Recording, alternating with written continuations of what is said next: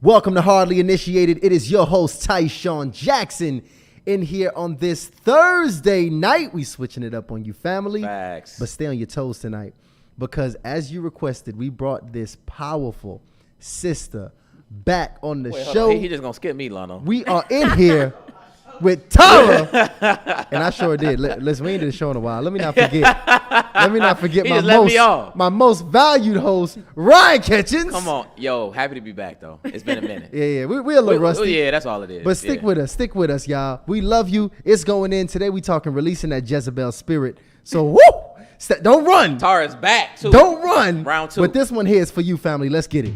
Welcome to Hardly Initiated. It is your host, Tyshawn Jackson, my co-host, Ryan Catchings. I can already tell, man. It's gonna be a powerful one right here. You need to watch too. I discovered porn when I was a child. My mom. To get that white man's Assertion out of him. You pursued me, I ran. The brother I want don't care. This is dope. You need to have a threesome. There you go. When you just die, man.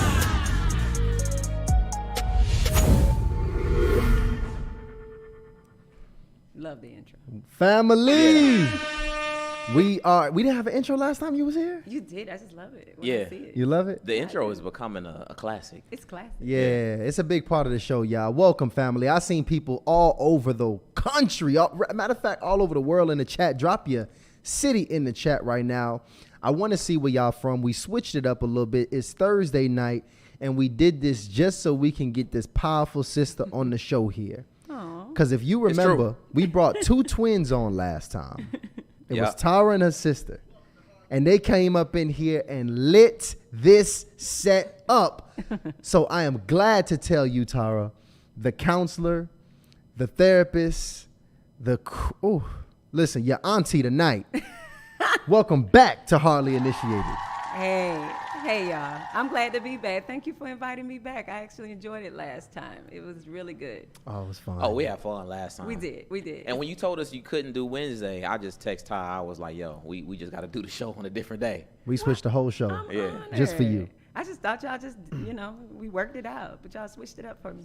Yeah. That means something. Y'all like my brothers. You don't even know. I feel like we at the kitchen table just cooking. Yes. That's what we doing. Brothers? I thought it was more like nephews. Dang. No. I ain't that old. That's low-key disrespect right there. Is it? You know what? I'm 41, but if you talk I'm about 35. maturely wise, pretty if you much feel like I'm a little wiser and older, That's I do exactly what understand it is. Yeah, I I understand can see that. I get That's that what vibe. it is. I get that vibe. And you also was a counselor in the school system that I worked in. Yeah. So when I found it out too, first of all, I see you. I see you in somebody's school system getting some children right. Shout out to DeKalb County. Shout out to DeKalb County. Redan High School, Southwest DeKalb. Latonia High School in the MLK. building. Facts. All of them. We Eastsiders. Yeah. So I we think that's where the Eastsiders. connection come from. Yeah, it is. Yeah. It's family. I can feel it. Y'all like my cousins. I get it. Or I'm Absolutely. the auntie, as Tasha. And I don't mind. I'm getting that a lot. Yeah. From the younger crowd is like, I need an auntie like you. And I Yeah. don't mind. Actually, some older people have a problem with being the teacher, the wiser person, and going ahead and taking that role. I have no problem because it's needed. It's needed. It's needed. Some people just don't want the responsibility because you also have to be the example of what you're trying to teach. That's the issue with a lot of people. Hey, you know what they say? They say, do as I say, not as I do. Nah, that ain't working with this generation. They're going to cancel your butt. They Like, are. They are. they're They like, really- I saw you at the bar. Like, I saw you out there. And so to be a leader, especially in the Christian community, you actually have to walk this thing out because everybody's watching. Everybody going to see you. And people going to call you out. They're going to say, that ain't how they are in real life, y'all. They're going to call you out. They go Yeah. and well deserved. And I'm Yeah. so excited for this conversation, y'all, because y'all seen it. We talking to Jezebel Spirit tonight. So this one is gonna get real deep because we've touched on this every now and again. But y'all know Hardly Initiated, when we really pick a topic, we go beneath the surface, well below, to the core of the earth. So what's gonna happen here tonight? But I'm gonna get to my episode sponsor first. before we get to it. Big fact. Shout out to Harley and Love Dating Cars. Now, what I want to do is I want to give a big shout out to Regina, one of our own initiates, and I want to read a little email that she sent to us. She says, Ryan, I was so excited to use my cars. I took them with me on a first date. All right. We were supposed to go to a basketball game, and we couldn't find parking closer than we thought was reasonable. So we went to a local juke joint not far away. Now, she's had suggested a few days prior that she start using the dating cars with her date, right? And he thought it was a pretty good idea. So she says he didn't see it coming when she actually pulled them out at the club. Yeah, that's Wait, kind of crazy. he pulled out the cars at a club? She pulled them out at the club. She pulled it out of the Yeah. club. She said it was slow there, wasn't much going on, so she pulled him out at the club. Now, she said she whipped him out and asked him if it was ghetto. So he was like, yeah, but let's play. So this is the thing. She says it's crazy because they're in their 50s, right? But she said they had a bunch of fun. They said they took turns shuffling and playing with the cars. And she says, now we play over text throughout the day. Which is crazy. Yeah, they got like a little. Yeah, they play via text. Via text, which is dope, right? Wow. I told you we need that app. We need that app coming out. But anyway, she says I pull from the stack, flip it over, take a pic, and we comment from there. We do eventually, of course, speak to each other at the end of the day. But she says, I am liking his vibe so far, and thank you so much for these questions. Yeah. I love it. It's a love story. I love it. I really wish we stopped calling these dates and call them business meetings. Why you say that? Because I think people need to understand you're trying to make a merger. You're trying to make a merger. Let's be clear. We have two lives, and we're trying to consider if we're going to merge. So when I'm coming to you, if companies are coming in to consider if they're merging, they're going to ask serious questions. Right. Actually, they're going to come in with those questions already outlined. They're not going to play. They're not going to be cute. If I'm merging with your company, I already know what my vision and mission is. I need to find out what yours is. Do they align? Because we don't have a second meeting. We don't need to have a second meeting. Right. If you tell me that nothing I'm doing aligns with what you're doing, why we keep going on these dates? It needs to be very clear. People get so emotional and romantic and weird on first and second dates. That should even come into play if we're doing this the right way. That's why the time is being wasted, y'all. That's why we get into promiscuity in sex. Facts. Because we didn't go in understanding what this is. It's a potential merger. So this is for all of my mature daters out there that's looking for that business merger. You need to go ahead, click the link in the bio, use code LOVE20, that's LOVE20 to get 20% off your order, and go ahead and buy one for you and a friend. It only makes sense. Right. Ask There the right you questions. have it. I Yeah. love that. I love that y'all you ain't even leaving it up to them. It's like, we got the questions you need to be asking. Oh, we do. We Yeah. do. Matter of fact, so Tara, let me tell you about this. So this was because it's so many things that we could talk to you about, right? Right. And Tasha was like, yeah, what do you want to talk about? But we had a couple of days before, we had seen a group of young ladies, right? We're familiar with, kind of just known them throughout the years. And we started talking about, a couple of different young ladies. Nothing too deep, right? And it was one in particular. She's just really, what's the word? She's kind of out there. Her energy is out there, and pretty much Flirtatious? Flirtatious, right? And I'm talking to Ty's son. I'm like, yo, what's up with that girl? I'm like, she's a slut, right? That's what I literally said that, right? Excuse my language. Is that how y'all talk? She's a slut. No, it was kind of one of those things. So I'm like, yo, like what? It was kind of like, what is this girl doing hanging out with these girls? She's highly sexualized, yeah. She's highly sexualized. But that's the whole vibe I get, right? And Ty was like, yeah, it's kind of weird. What'd you say? He was like, it's kind of weird because all of her friends are not. Are like married. Yeah, they married. Yeah. Yeah. I mean, and we've all had a friend that we that's still there, and we try to work on them, and yeah. And I started thinking about that, and I'm like, man, like she has to know, right? The friends has to know, and I'm thinking, there's no way that she wants to be that girl in that situation. Yes, she does. And it's really okay. She does. Now that's interesting that you say that because in conversation, because I know this young lady. In conversation, talking to her about, dating and relationships, she would make statements like, I want to find my husband and so on and so forth. She'll say those things, but I would say her actions are completely. No, she believes that this is the way to find it. Everybody uses different bait, and she believes that she's going to sex her way into finding a husband. Now, it hasn't worked for her. That's the insanity part. Right. She's been doing it for a while. the recipe is not working, but she's going to keep doing it. Even though she's around married friends, she's still going to assume her way is the right way. You have a lot of stubborn women and men that believe this is the way even when it's not working. It has not produced a marriage, but they don't want to let up from this way of doing it. And it's really two separate things. Let's be clear. They have a sexual appetite they have not dealt with, and then they also want to get married. So you can have two things happen at the same time. I want to get married, but I know I'm doing the exact opposite thing that it takes to get married because I have a sexual appetite I can't handle. I can't deal with it. It's an addiction. A lot of people are addicted to sex and don't even know that they're addicted. They're blind. They will be the slut in the room, and everybody knows it, and it's all on them, and everybody's saying it, but they're blind to it completely. It was everything. Cause when I seen them, it's like what she was wearing. Like everybody is kind of dressed, you know, kind of got their brand. But the way she was dressed was this particular way, which even inspired me to think in that way. Yeah. And I'm just like, She wants sex. It's on her. When we see people addicted to food, it's on them. They can't hide it. They can't hide it. There are a lot of addictions that can be hidden, but sexual, you can tell when somebody is caught up in sexual sin. It does come out in the way they dress, in the way they talk. People love food. You can tell it's on them. They can't hide it. They're not going to say, oh, I don't like food, but you see it. There are certain things that, you know, you can't tell necessarily if a person's addicted to pornography necessarily, but they are.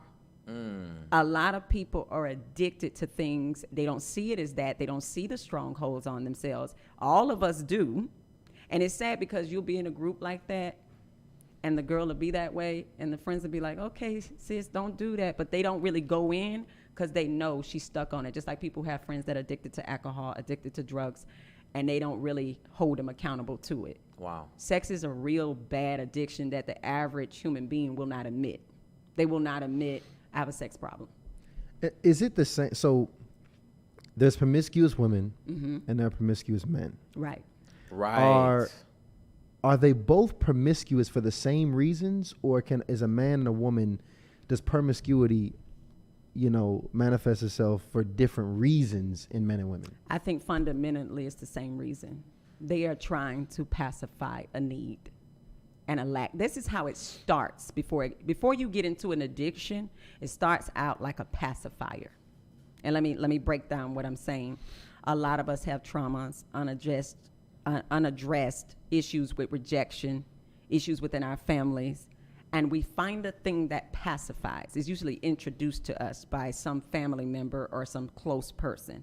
So like, for instance, if a baby is crying and the mother starts giving them food to soothe them, that person's going to have an eating disorder.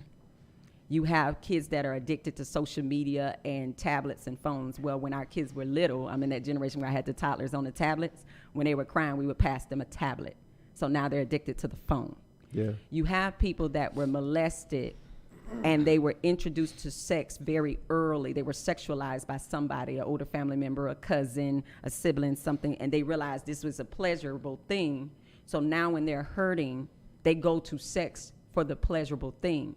Problem is, you keep going to that pacifier every time you're upset, then it turns into an addiction and it's harder to walk away from. I tell all of my clients, when you have something you can't walk away from, I want you to pay attention to when it shows up. Usually, for a man or a woman, if they're going to go out and try to have sex with a stranger, it's after somebody has rejected them. It's after they just had a bad day. It's after they had a bad phone call with a family member. It's usually something was triggered that made them feel devalued. So now I got to go out here and get my value from a complete stranger. Or I got to post something on social media that showing my body off and let somebody like it. Or say, you're fine, you're amazing, you're beautiful. So I got to get that high back because I've just been depleted. Somebody took my value down.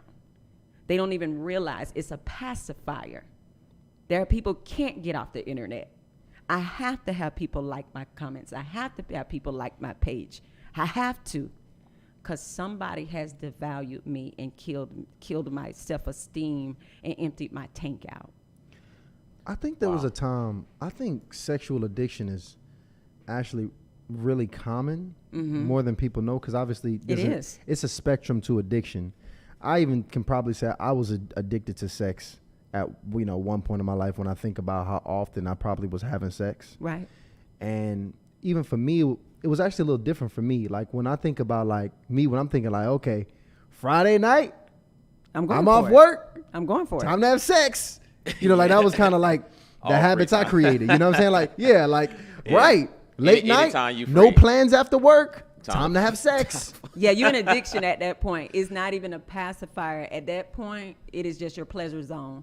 But you can be drunk on sex and not even know. The fact that a lot of women can approach you and you're going to sleep with her. You don't really know her. You're not in a relationship with her. You know it's not going to lead to marriage. You don't want to marry her. You're not thinking about that, but you're just sleeping with women. Yeah, you're addicted to sex. And it robs you. I think people don't even realize what it's doing to you. Like it's pushing the can down the street from you ever learning to be faithful and monogamous. Like you really have to flush all that out of your system to ever be husband material. And see, we don't ever talk about husband material. Oh, hold on, wait. Oh, yeah. We gotta go. Hold on, they going crazy right now. Go ahead. Because I'm on the same page with you because Tashawn and I'm talking, right? And I'm like, I started thinking about if my brand, and if I was a slut pretty much, right? Right. But it's different. It's different because for the majority of women, I could imagine they see a group of guys. They like, okay, this guy, he gets a lot of women, and so this is okay for the majority of women. Yeah, because it's not for a certain type of woman. I definitely didn't want a man that had slept with a bunch of women. That was a super duper turn off to me. If you tell me you had a lot of sexual partners, I'm like, ew. And I'm like, but you it's do a certain type of woman. You do want a man that other women are attracted to. I'm sorry. For me, I needed to be attracted to him. Well, no, obviously. I only cared about if I was, because I'm just being honest. My attraction is a little different. I feel like a lot of people in my family went towards attraction and got trash. In men. So I saw that didn't work for them. So honestly, maybe I'm an old soul. Okay. I was always looking for character. Okay. Which is never at too many women's top of their list is character and integrity and leadership. I thought that was the most sexiest thing on my husband is his character, integrity, and leadership. Yes, I was also attracted to him, but you could be attracted to a lot of guys. I had a lot of guys in high school and college trying to hit on me, and I'm like, he's a thought. I literally would say that. I remember having a conversation with a man one time, and he said, see, I don't play with girls like you. I tried to date a girl like you, and she played with me, and she slept around with me, but she didn't take me seriously. I said, I would never take you seriously. Wow. He said, can you explain it to me? I said, because you're childish. I said, you look like a good person to have sex with, but I wouldn't take you seriously to cover me as a husband. You're not husband material. Damn. At all. No woman is looking. I mean, some are, but very few are looking at that because, and this is why I say this. It's sad, but that's why they out here still single and struggling, right. And the ones that married somebody who had no integrity and they're struggling in their marriages too. And that's the thing. How many women do you hear that's like, oh, I don't deal with him because he's a liar. But this is like, you already slept with him. I don't deal with him because he did this, because he did that. All character, integrity issues. Because she's addicted to sex too, Ryan. People that are addicted to sex go for people that are sexual. Like it's, we are drawn to each other. People that are addicted to sex are drawn towards people who are sexual. They are. They're drawn towards other sexualized people. It's like a vibe. You ever been in a place? It is. Sexual you vibe. ever went into a place and you already knew that girl looked at me, I looked at her. Yeah, we probably could still each other. You feel it. You feel feel it. It's on. I'm gonna drop a poll on that real quick. Even if it's a woman that you like, if you out for sex, because this is another thing. People who really live in this life for sex, you go out to have sex. Oh, that was me. Right? So you're going out to find somebody to have sex with. And there are women that do it. They go out to have sex and it's on them. Like that lustfulness is on them. I remember being with a friend, dear friend. I love her, and she's changed since then, so it's all good. She wouldn't mind me saying, but we were on a women's cruise. And she and I will be walking. Oh, them cruises. Oh, you already know it's one in there going. You already know. Them cruises, y'all? y'all? At least one or two going. Well, we were roommates, but we would walk around the boat and men would just kind of, it's different times when men would grab at her. Like, hey, how you Really? doing? Grabbing her arm and stuff. And she really thought it was a badge of honor. Like, She was smiling at that. Yeah, she Why was she getting chose? right, like she was getting chose. She's like, and I said, you really trying to get married one day? You need to watch your aura. She said, what you talking about? Men just be grabbing me. I ain't got nothing to do with them. Them coming up to me. I said, sweetheart, you give that vibe out. I said, I watch you. When me and you walking past a group of men, my head is straight forward because I'm a married woman. They don't even see the ring, but I'm married. I'm a married woman. I said, you look at the crowd. You look over there. I said, I watch you. You glance over that. When we walk in the room, I see you getting eye contact and lingering with these men. I said, you give that vibe. So now I said, they actually disrespecting you by coming up to you, grabbing on you. Yeah. I said, they would never do that. They would never do that to me because I give an aura like, don't do that. Like, For a man, no, I mean, don't get me wrong, there's some crazy Negroes out It there. is but, some. But for a man, you know, the average person to come up and grab a woman, like and You, she- have read the body language. yeah. the body The language said, come get it. Yeah. Yes, words. Because I was, oh man, when you out in that environment, first of all, men, we learn the body language of promiscuous women. Right. yeah. And we understand, because it's hunting, it's how you learn. When you say you want a man that can pursue, all of pursuit is us understanding like the nature of women. The limping and understanding gazelle. which ones are interested in us, which one is not, which one wants sex, which one looks like a wife, which one is this, which one is that. And a lot of times we would, if we really want sex, and this is the savage truth, if we really want sex, we would actually go for a woman that's actually that we're less attracted to, that's really giving off Right. that vibe of lust and sex, versus trying to go after a woman that's showing all of this character that we know is not about to give It's it going to up. be too hard. Yeah, that's too much work. That's too much of a That's challenge. too much. So typically, if you getting that kind of attention, it's definitely the energy that you letting off. Right. And it was hard for her to hear, but I love her. And being her mentor, I said, I'm trying to help you. I said, you should be offended that they come at you like that. And I mean, one of the guys invited her to his room. Invited After her like a to- 10-minute conversation, I said, you should have been mad that he would even assume that you would go to his room and you don't know him. I said, you should be angry. You should not be fascinated and flattered by that. I said, he believes you would sleep with him and he's done nothing for you. Shoot, we on the cruise, all the food free.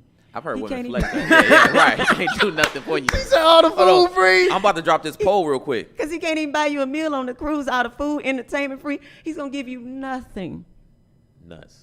And and she really sat with that, and it really made her think. I said, you should be offended. If a man grabs your arm, you should say, what are you doing? Why are you touching me? What made you come into my space like that? It's not being mean, because, you know, people you don't have to walk around me. It's not about being mean. The hunters are hunting. Yep. And if I'm giving off a vibe that tells a man, come and grab me, and let me say this, because there's some women going to say, I don't give off a vibe, and they still be grabbing me. So let me say, it's going to be some that say that ain't them. But the majority, those men feel confident in grabbing you for a reason. We gotta talk. We gotta talk about what's inclusive of that vibe, so the ladies can really understand. And so the fellas already know, but we gonna remind the fellas so you can stay away from that one. So the poll is: have you ever gone out? And I really need y'all to be honest, okay? Be honest. Be honest. Really be honest. Have you ever gone out seeking a random hookup? And this is what I mean, like, and that's the thing. Is women do this too? Because Yes, guys, they do. They do. the guys definitely do it. Do it in packs. Women Oh, do it yeah. too. Women do it too. Yeah. They're thirsty. I've been with women and I'm like, sis, pull back. Like, this is embarrassing. Like the random strange guys talking to our crowd and she touching him. when Laughing they and touch, touching it's on over and with. feeling on his arm. I'm like, sis, Oh, this no. is embarrassing. The bicep grab. Why you that's- touching the man and we just like, come, stop it. And it's she gonna do that. And you know, women, we see when our friends do that, and I try to pull them to the side like, baby, that ain't it. He's gonna sleep with you. And then some of them would tell us, you know that guy at the club that was in the group? I slept with him. And I'm like, you real proud. You real proud. And see, the poll is coming in. We already got some liars in here. It's pretty much a lot of people saying no, but I don't even think that some people are even willing to admit Or that even they- know that that's what they want. Right. Like, you might not even know that you really going out here for men. Well, But I know the good guys, girls we are know. not the good girls, because this is the part I want to get to. The good girls, that's not their intention, y'all. The good girls is not her intention. Shout out to the good girls. Shout out to the good girls. However, Right. however, they give in. They give in, which we talked about last time, is not a value of theirs to truly wait until marriage. Yeah. There are a lot of girls who they will say, I went out with good intentions. And then I met this guy and we vibed really good, and then I slept with him. Exactly. Slayer. It was a vibe. Everything was Yeah, going he was right. talking good. It was, and I was drinking. That's the favorite one I love to hear from my Christian friends. So we're gonna talk about alcohol. We're gonna talk about substance, how the substances Right. get involved. Ooh, We're yeah. gonna talk about that a little later. But you knew that before you took that drink, that when you drink, you get loose. It's You the- knew that, it's and the you did potion. it anyway. It's the potion. Right, because I want to pretend, I want to blame it on the alcohol. But see, that's all of the willful ignorance. It's like the guy who goes to the girl's house and does not bring the condom and ends up in a sexual situation. have a condom. Right. I don't have a. I mean, did he not intentionally have sex with her without a condom, even though he, kind of la-di-da-di-da into No. Oh that? yeah, I'll come in. But see, when you, I would say whenever you non-intentionally do, especially when you move into an environment, because you got to understand, when you go into a nightclub, you Right. go into a bar, everything about that environment, Yeah, it's loose. It's this what we doing here. Like, what's This the is goal? what we What we doing. doing? Come on, y'all. And that's the problem, guys, is that if people start being honest, we can actually get to some solutions to what's going on with the dating scene. Everybody says the dating scene is trash. The dating scene is trash. But we're using trash practices, we're lying, and nobody has a goal of actually being wife material, husband material. Like, let's be clear. Nobody is having the goal who's out here on the dating scene, because even the ones that tell me they want to be a wife can't fathom just waiting on her husband, the man that has husband material, like the one that has the character and integrity. Never do they start their list with those type of things. They don't say, I want a man with character, integrity, that I see these leadership skills. You're dating shallow. You're dating for, like you said earlier, that my friends think this man is fine. Why would you care that your friends think your man is fine? You better watch that, because one of them may end up with him. right, right. They don't want to talk about Yeah, that. they end Another up one. sleeping with him. Like, you Right. have a lot of women, close friends, family members that were around, slept with their man.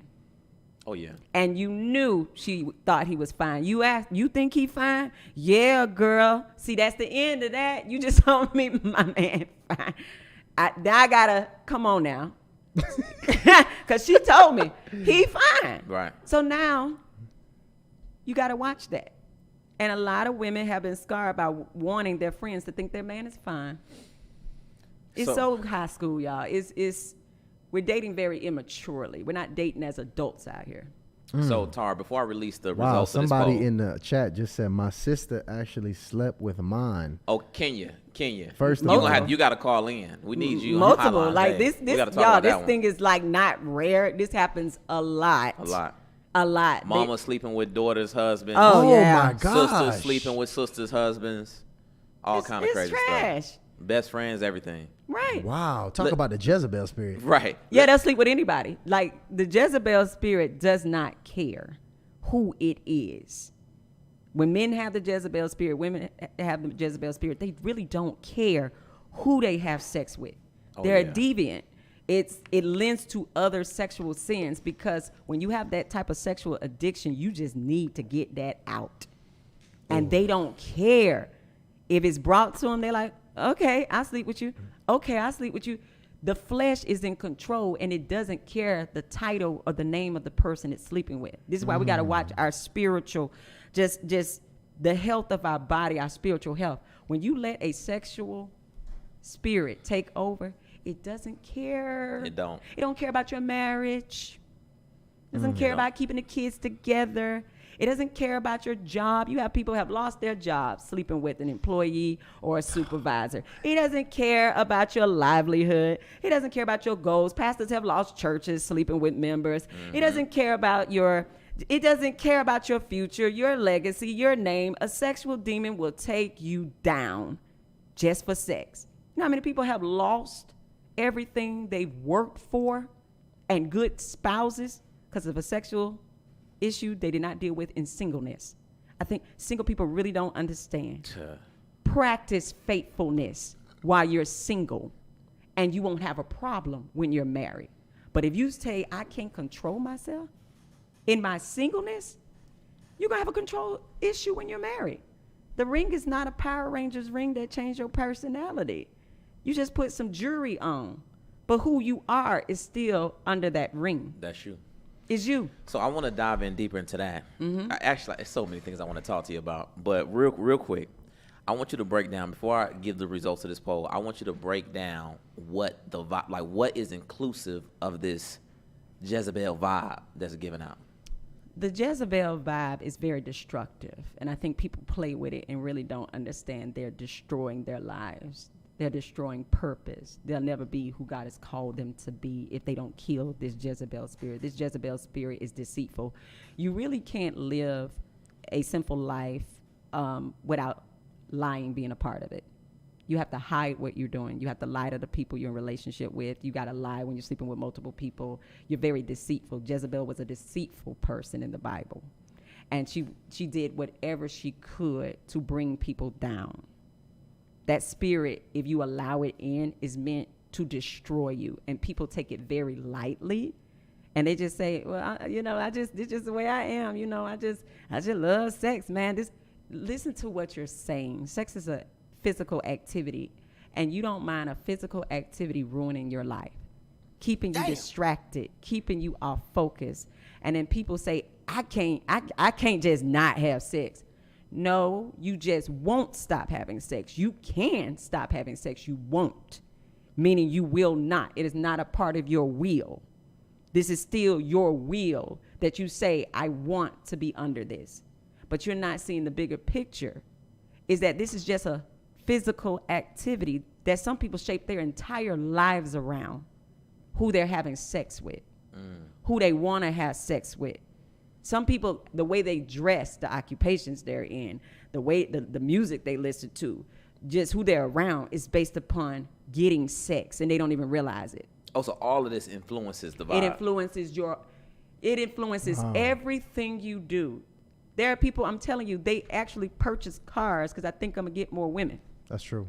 It's not that the car is nice. Oh, that's true. And that is awesome. It's in this car is going to attract a certain type of woman. Now, this woman may not be wife material. She's a Jezebel too, because any woman that is willing to sleep with you because you got a nice car or because you have money is a Jezebel.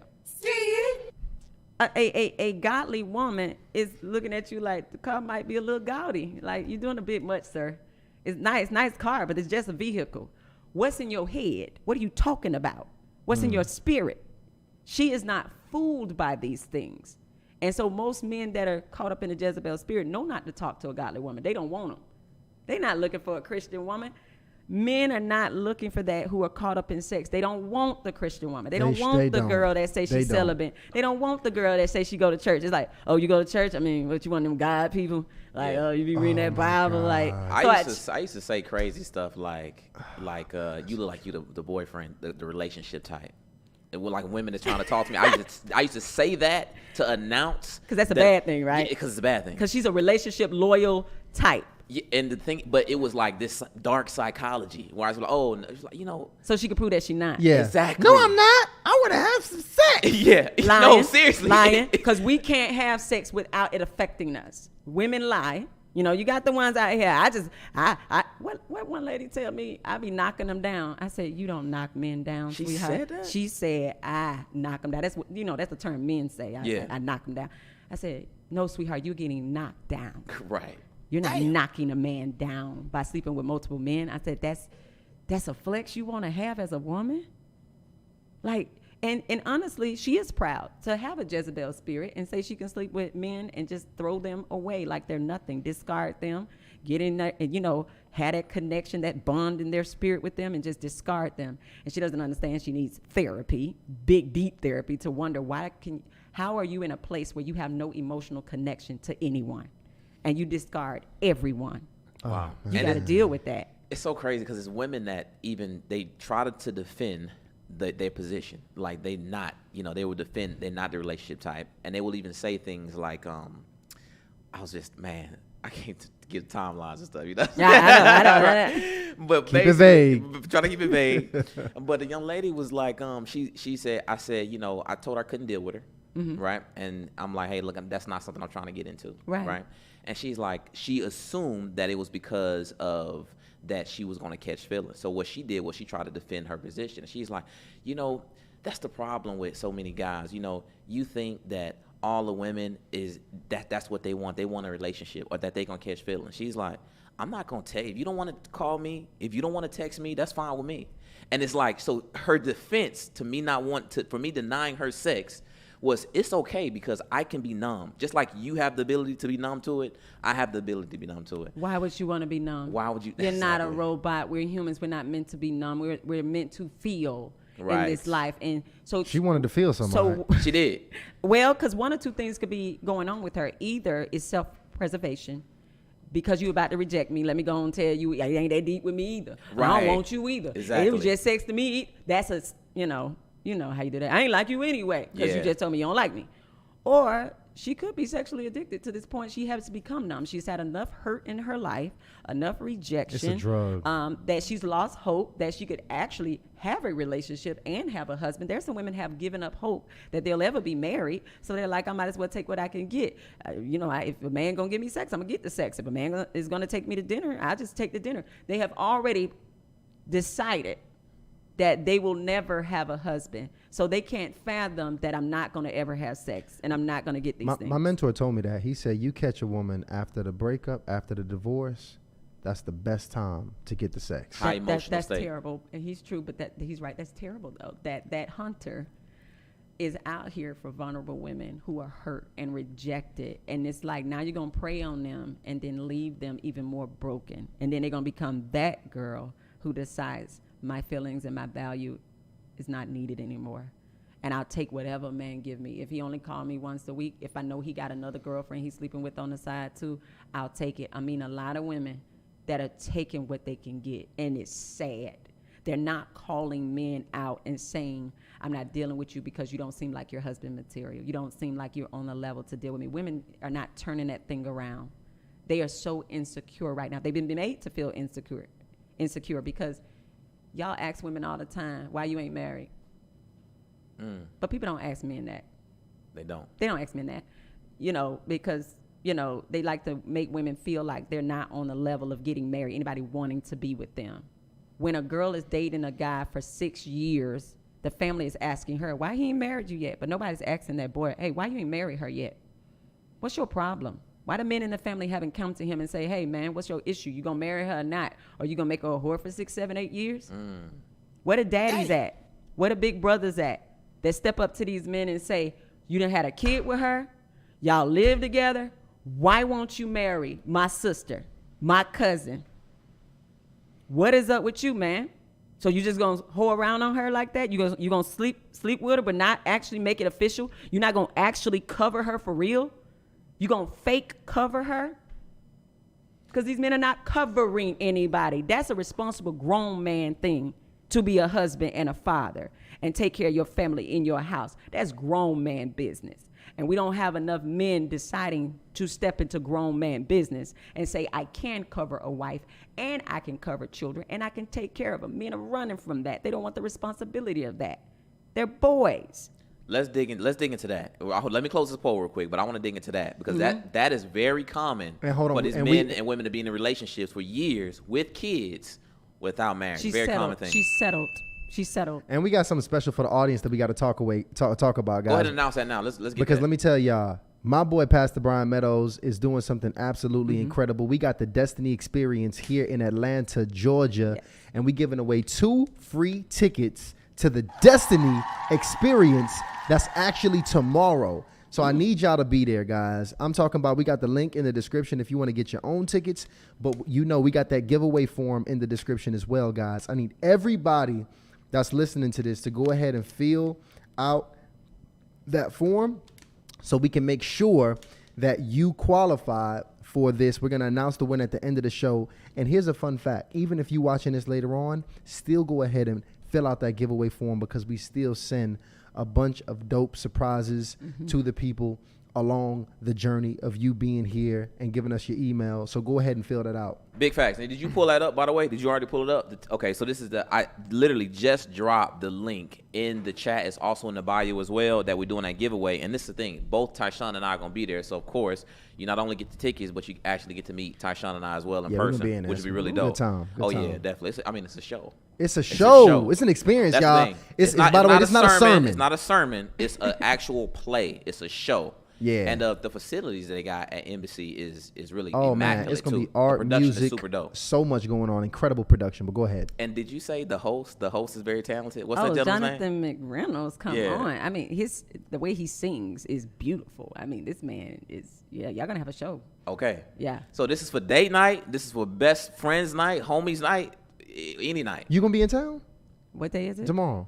Yes, Tomorrow I night? am. Oh yeah, come through. We got you. I think we can get you some tickets too. No, we don't. Listen, it's hardly initiated. think you How many can. tickets Oh, you yeah. need? I think I'm gonna come. There you have How it. many tickets you need? We got Tyra you. gonna be in the building too. Y'all go ahead and fill that out. Facts. She might not want to talk to y'all though. No counseling, no counseling. We her Right, right, bodyguards. right. We her bodyguards. And let me close that poll real quick. Have you ever gone out seeking a random hookup? And this is the thing. Only 16% of people say yes, which I know that's not true. And it could be, when people think of Yeah, random. you said seeking like they out there going to have said that ain't how it happens. That's not how, right. It's the way you ask that question. That's all it is. But when you go out with the mentality that you are open You're to open to engage it. in that way. You should have just asked them who had a random hookup.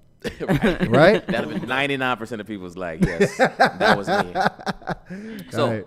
We've been there. talking about these relationships, because Right. we talked about, the promiscuous, so to speak, women, and who knows what the level of promiscuity is. I'm not sure if you have a level of how many people even, kind of come with promiscuity, but I don't put that on there because you got some people that, like we just said, that are in a relationship unmarried and they don't think they're in that group. so is that, yeah, so They is don't. that, They don't. that's think not different. They're If- if- I'm with my same man. Yeah. For 6 years having sex with him unmarried. I'm not promiscuous.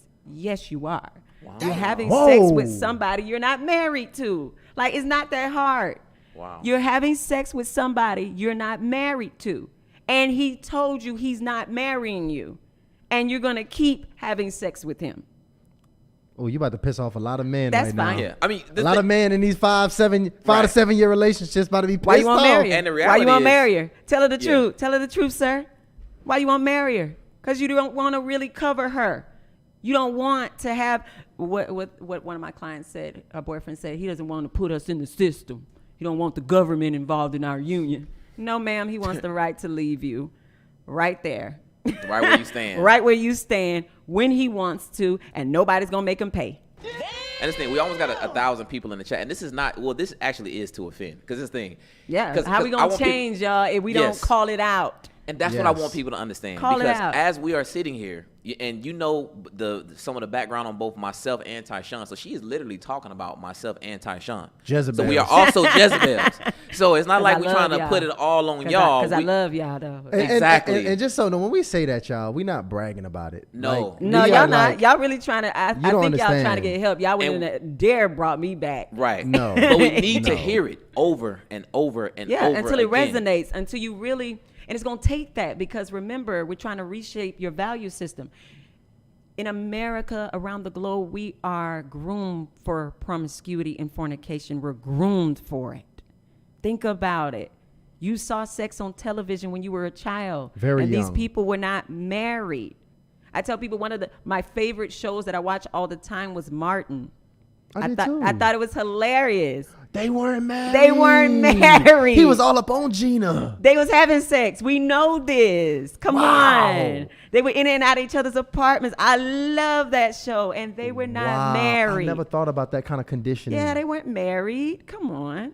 They weren't. And we watched it all the time. So you're already conditioned in your brain. I can have this great, fun relationship like Martin and Gina. For 10 seasons. Hey, and what happened at the end? He gonna ask her to marry in the park after she left. After she left is when he followed her and gave her that ring. And a lot of women will not leave because they don't know, is he going to follow me? Is he going to give me a ring if I leave? At least right now I have him. Right. Even though I don't, because you don't, ladies, you don't. Like, ladies, come on, put it out there. How many of y'all gave all your time to somebody and he walked off? Oh, that's My boy 100%. Anthony said he said living single too. I was about to say, come We on, are y'all, let's just list them. Let's just list single. all the shows that we love the couples and none of them were married. And we thought you could be so happy and not actually be married. Oh my goodness. But then we had the family shows, right? Right. They were married. The Cosbys. Yeah, the Cosby. My wife and kids. Fresh Prince. Family Matters. Family These Matters. people are married and they're wealthy and they're with their children. So you have to think about which show were you really looking at? Which show were you really looking at and really wanting to be? Like, I loved Claire Huxtable. I loved Claire Huxtable. So I zoned in more on her than Gina. I zoned in on Claire. I said, okay, Claire's educated. She's married. Her husband's in the home. He's with the kids. I want that because I didn't have that as a child. So Gina was a Jezebel? Gina was a Jezebel, of course. Oh my God. That's You true. destroyed my childhood right now.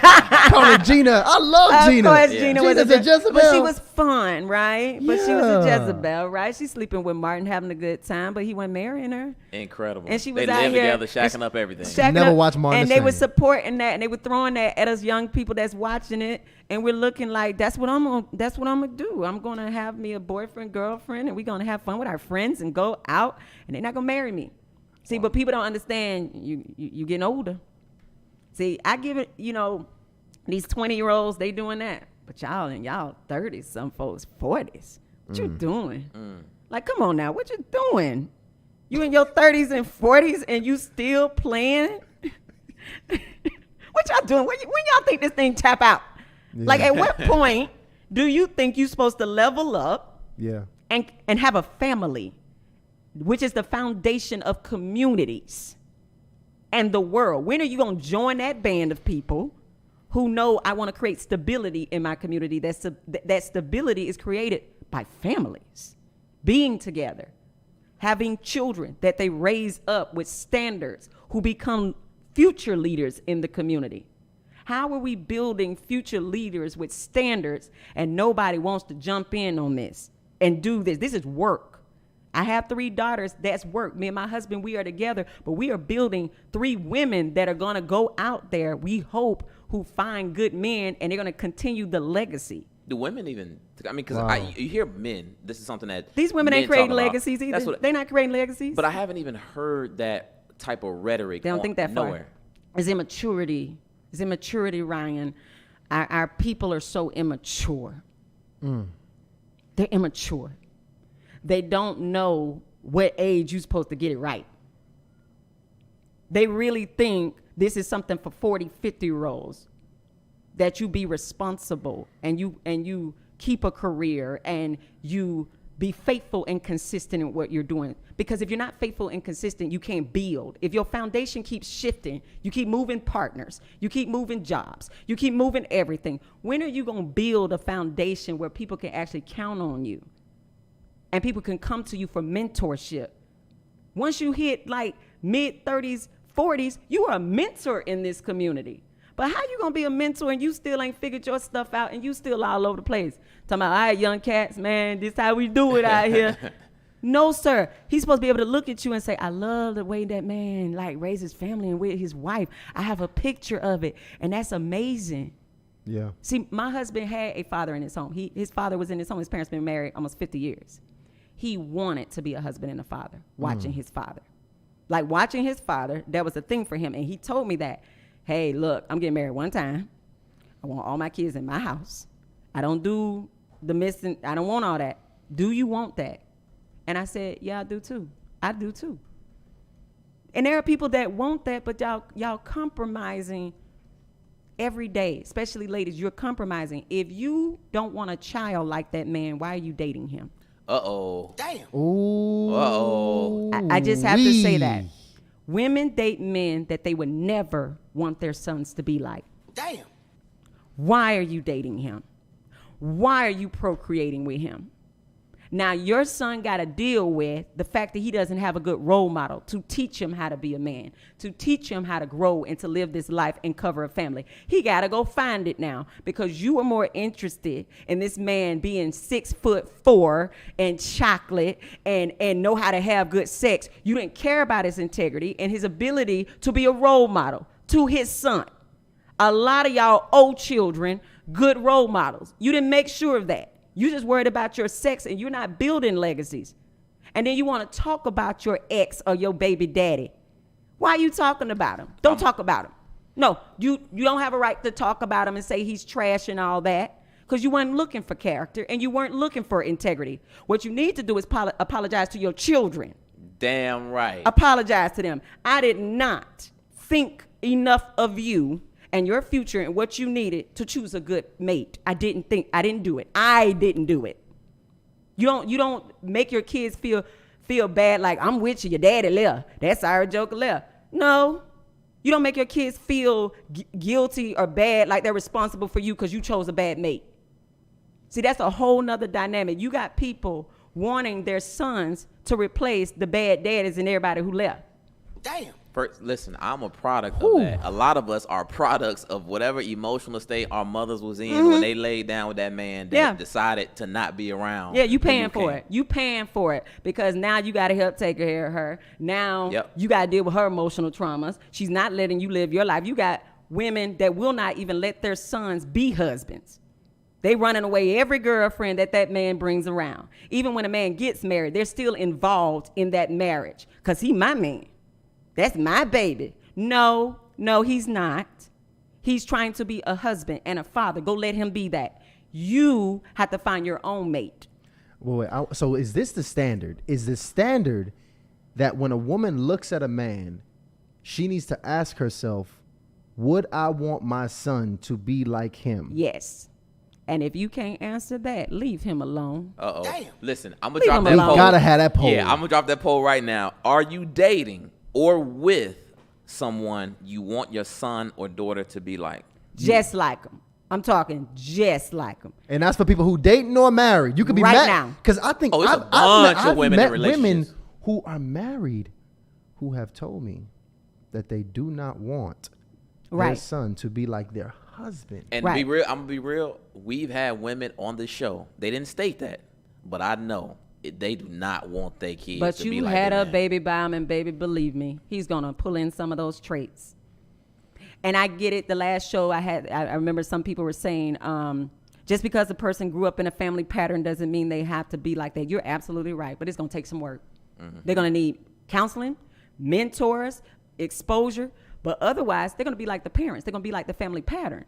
There are some people that didn't even grow up in the house with their mother or father, but act just like them. Genetics is there. Strong. It's strong. It's there. It's just some traits that get passed down. And so if you know you don't want your son or daughter being like this person, because men are dating women they don't want their daughters like. Why you sleeping with that woman? She's a whore, and you would tell your daughter not to be a whore. Oh my Damn. Come on. All right, now. You know that woman solely for sex. You solely dating this woman for sex, but you would never let your daughter be this way. You would never want your daughter to act that way. Why are you treating somebody else's daughter like that? Why are you sleeping with this Jezebel woman? And see, some men gotta pay attention, because if you have a daughter and she's watching the women you date and they're slutty and they're coming around with talking a certain type of way, she's gonna say, well, that's who my daddy likes. My daddy likes that type of woman. Maybe I need to become like her. A lot of us don't even understand the messages and the signals we give our children. The people you hang around, your children are going to believe these are the people you like, so they're going to become these people. They're going to start acting like these people. So look, now we got some honesty. Now before we get to the poll, now we open. Uh-oh. Now we Now open. we It's being getting open. there? I like that. We getting some Come real on feedback. in, y'all. Come on in. Now, let me read these real quick. Shout out to all the new YouTube channel members. Shout out to all the initiates filing in right now. Shout out to Jean Benet says, most modern women don't know how it feels to be the responsibility of a man. We become serial monogamous with no guidance. Yeah, serial monogamy, that's the new standard. It's like, hey, it's not even a girlfriend, boyfriend. It's serial monogamy, meaning jumping from boyfriend-girlfriend relationship to boyfriend-girlfriend And relationship. maybe not boyfriend, even girlfriend. Maybe it's just, hey, I'm dealing with you, you dealing with me. We serial monogamy. But how Don't long get we me wrong, doing I've that? been But how riding long we that train doing for a that? while. But how long we doing that? Like, how many Yeah. people you gonna keep hopping to because you don't really know what you want? That stuff should be talked about in 3 dates tops. I'm just being honest. 3 dates tops. You should know if this person fits you, if this is going to be a good merger. I have met men that told me they knew in the first or second date if that woman was somebody he would marry her. They told me, they said, I knew she was going to be my wife after the first or second date. I believe it. They knew. We can look at a woman's demeanor Yep. Everything and about say it. she has, I mean, without even speaking to her, Wife equality. and say she has, like, she just has that, the look, Yeah. the way she's dressed, the way her hair is, the way all of, I mean, I see the hot, bright red hair with the bubble gum, and you switching, I already know you ain't a wife. Or the red, the sexy red color. the sexy you would red- stick around though, Tasha. You would still keep playing with her though. No, So she's confused. not the hot red Not hair. that one. Not the hot Cheeto hair. But the one that you knew after 2 or 3 dates that you wouldn't actually marry her, Yeah. Yes. you still stuck around. So she had this false reality like, oh, he's still coming around. It must mean that he likes me. He likes everything about me, and he's That's going to true. choose me. And then men do this crazy thing. They tell the girl, hey, I just want, just me and you to date. Like, just me. Men ask that a lot of times first. They ask that. Wait, hold on. You might be talking about me. Uh-huh. Men do that. And let's just talk about it. It's a contract for an escort. You're making a contract because, prostitutes is here and there. But when you ask for a girlfriend, you're asking for more like an escort. This is going to be regular sex. I know how much it's going to cost me. And I don't want to sleep with a bunch of other people because I don't want no diseases. I don't want no disease. Let's be clear. Y'all ask for monogamy because you don't want... Trouble. Yeah, you don't want trouble, and you don't want to know she having sex with other dudes and stuff. I don't want that type. You don't even want the competition. So it's like, hey, I don't want to compete for you no more. Come off the market. She's not going to be your wife, though. You kind of already know that. But come off the market. Why are you asking her to come off the market? Why? Why the monogamy, fellas? Because fellas always ask, hey, you're not talking to nobody else either because you don't want I'm going to talk to. I have a lot of single friends. They tell me it was the guy that asked them, and they feel so chosen. He asked me to, kind of be his girlfriend, and that it's just going to be us talking for a while. The only monogamy. Yeah, y'all know. Come on. I just talk to a lot of people, y'all. I'm like, how long you been married? Because you know exactly what's going on out here. That's exactly what's I talk happening. to them all day, y'all. I'm doing all this counseling, and that's even the reason I'm out here like this. Because I see it's such a sad situation, and I realize we just don't know what we're doing. So I'm trying to come and educate. But I love my brothers too, but I want y'all to understand y'all responsible for the downfall of the family. Y'all want to blame it on the women, but men are.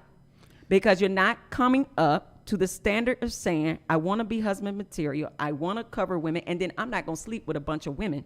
I'm going to leave these women alone, and I'm going to choose a bride. I'm going to look for a bride, and I'm not going to sleep with a woman I'm not married to.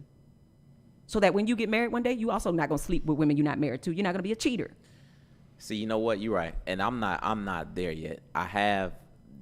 It's so crazy. I didn't think about it with that perspective that No, you're of course giving. not. But I have, said, hey, you know what? Look, I don't want to deal with a bunch of women.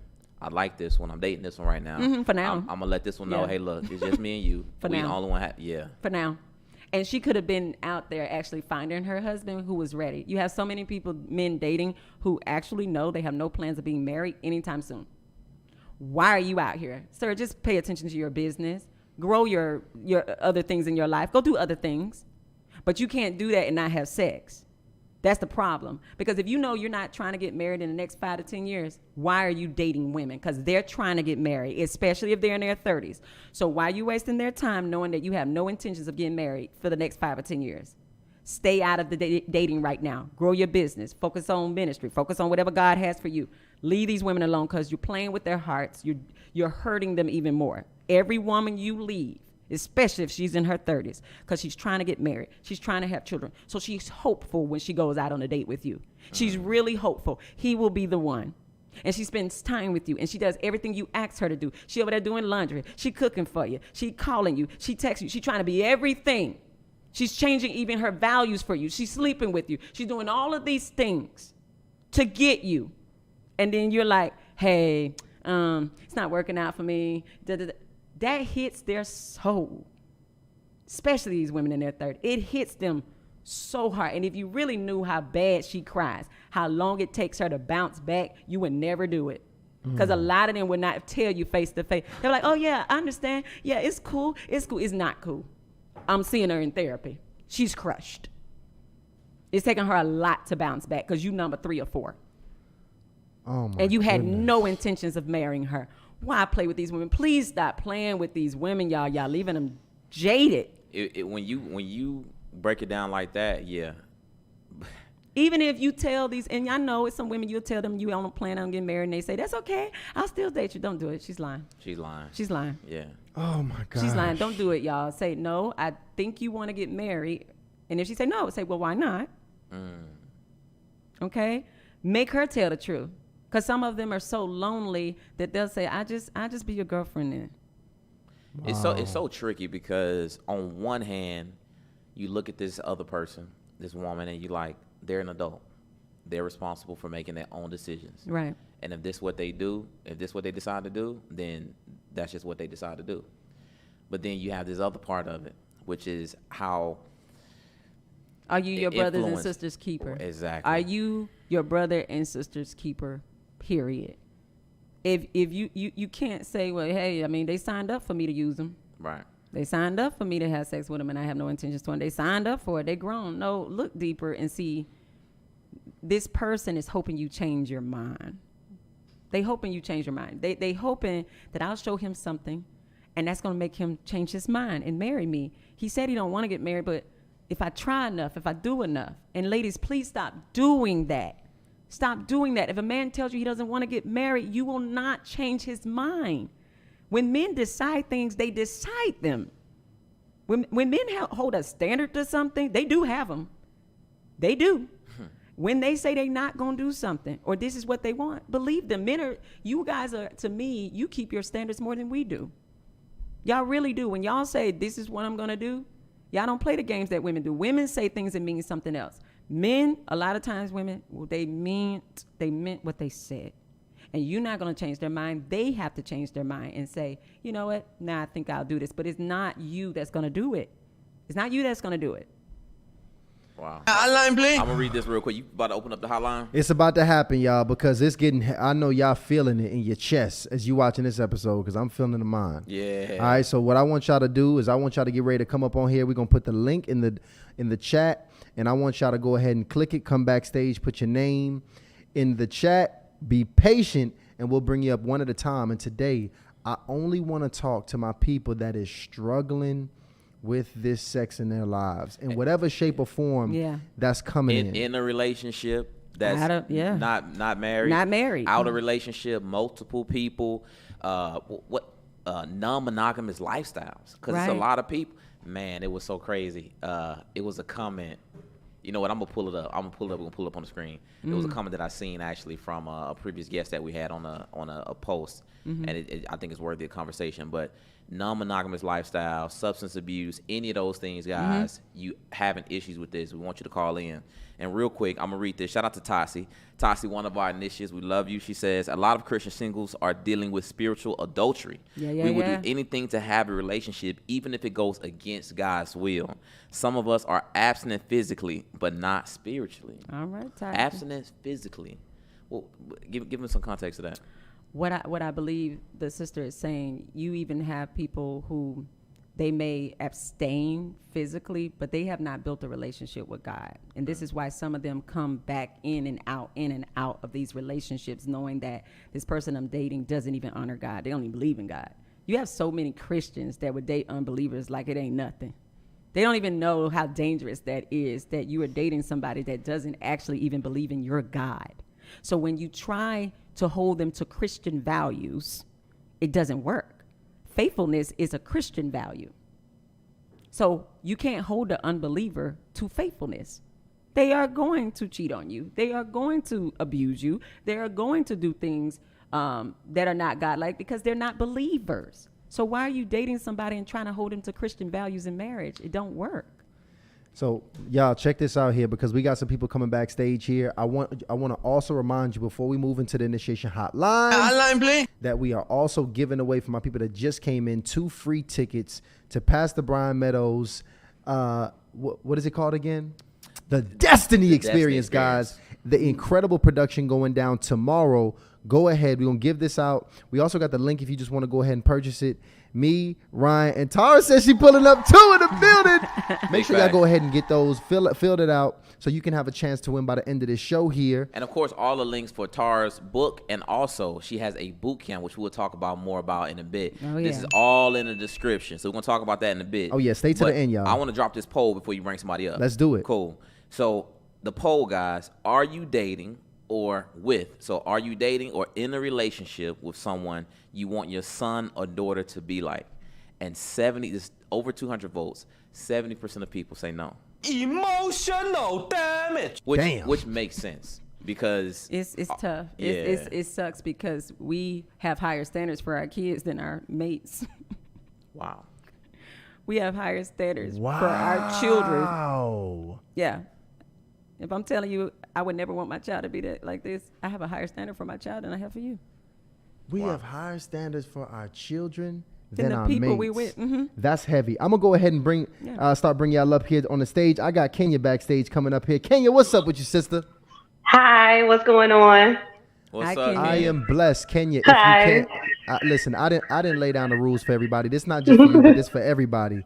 I love all my initiates, but let's be brief and brilliant tonight. I want y'all to come up here, give me your age, your location, and your question.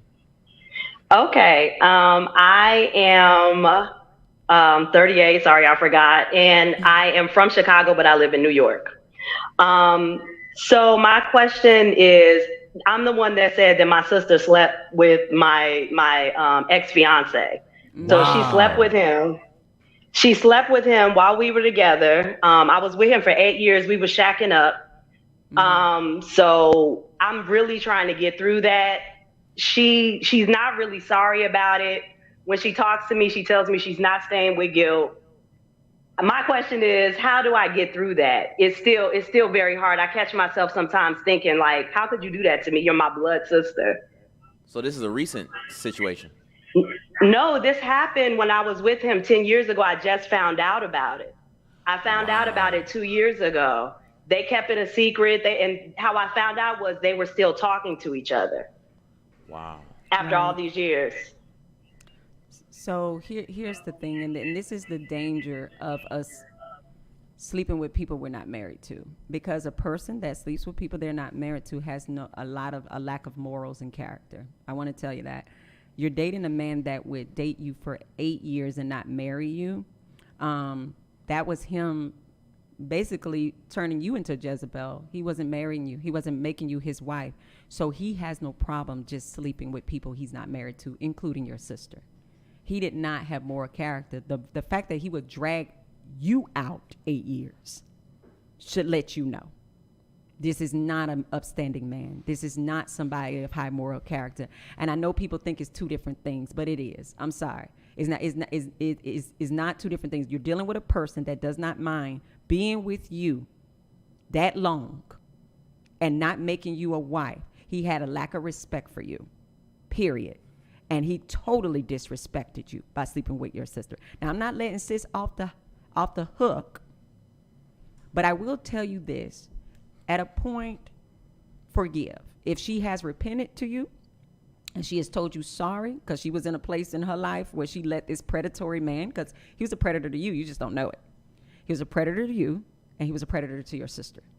If you invited him into the family, you invited in a predator. And he got at you, and he got at your sister. And he would got at anybody else in that family that would have let him sleep with them.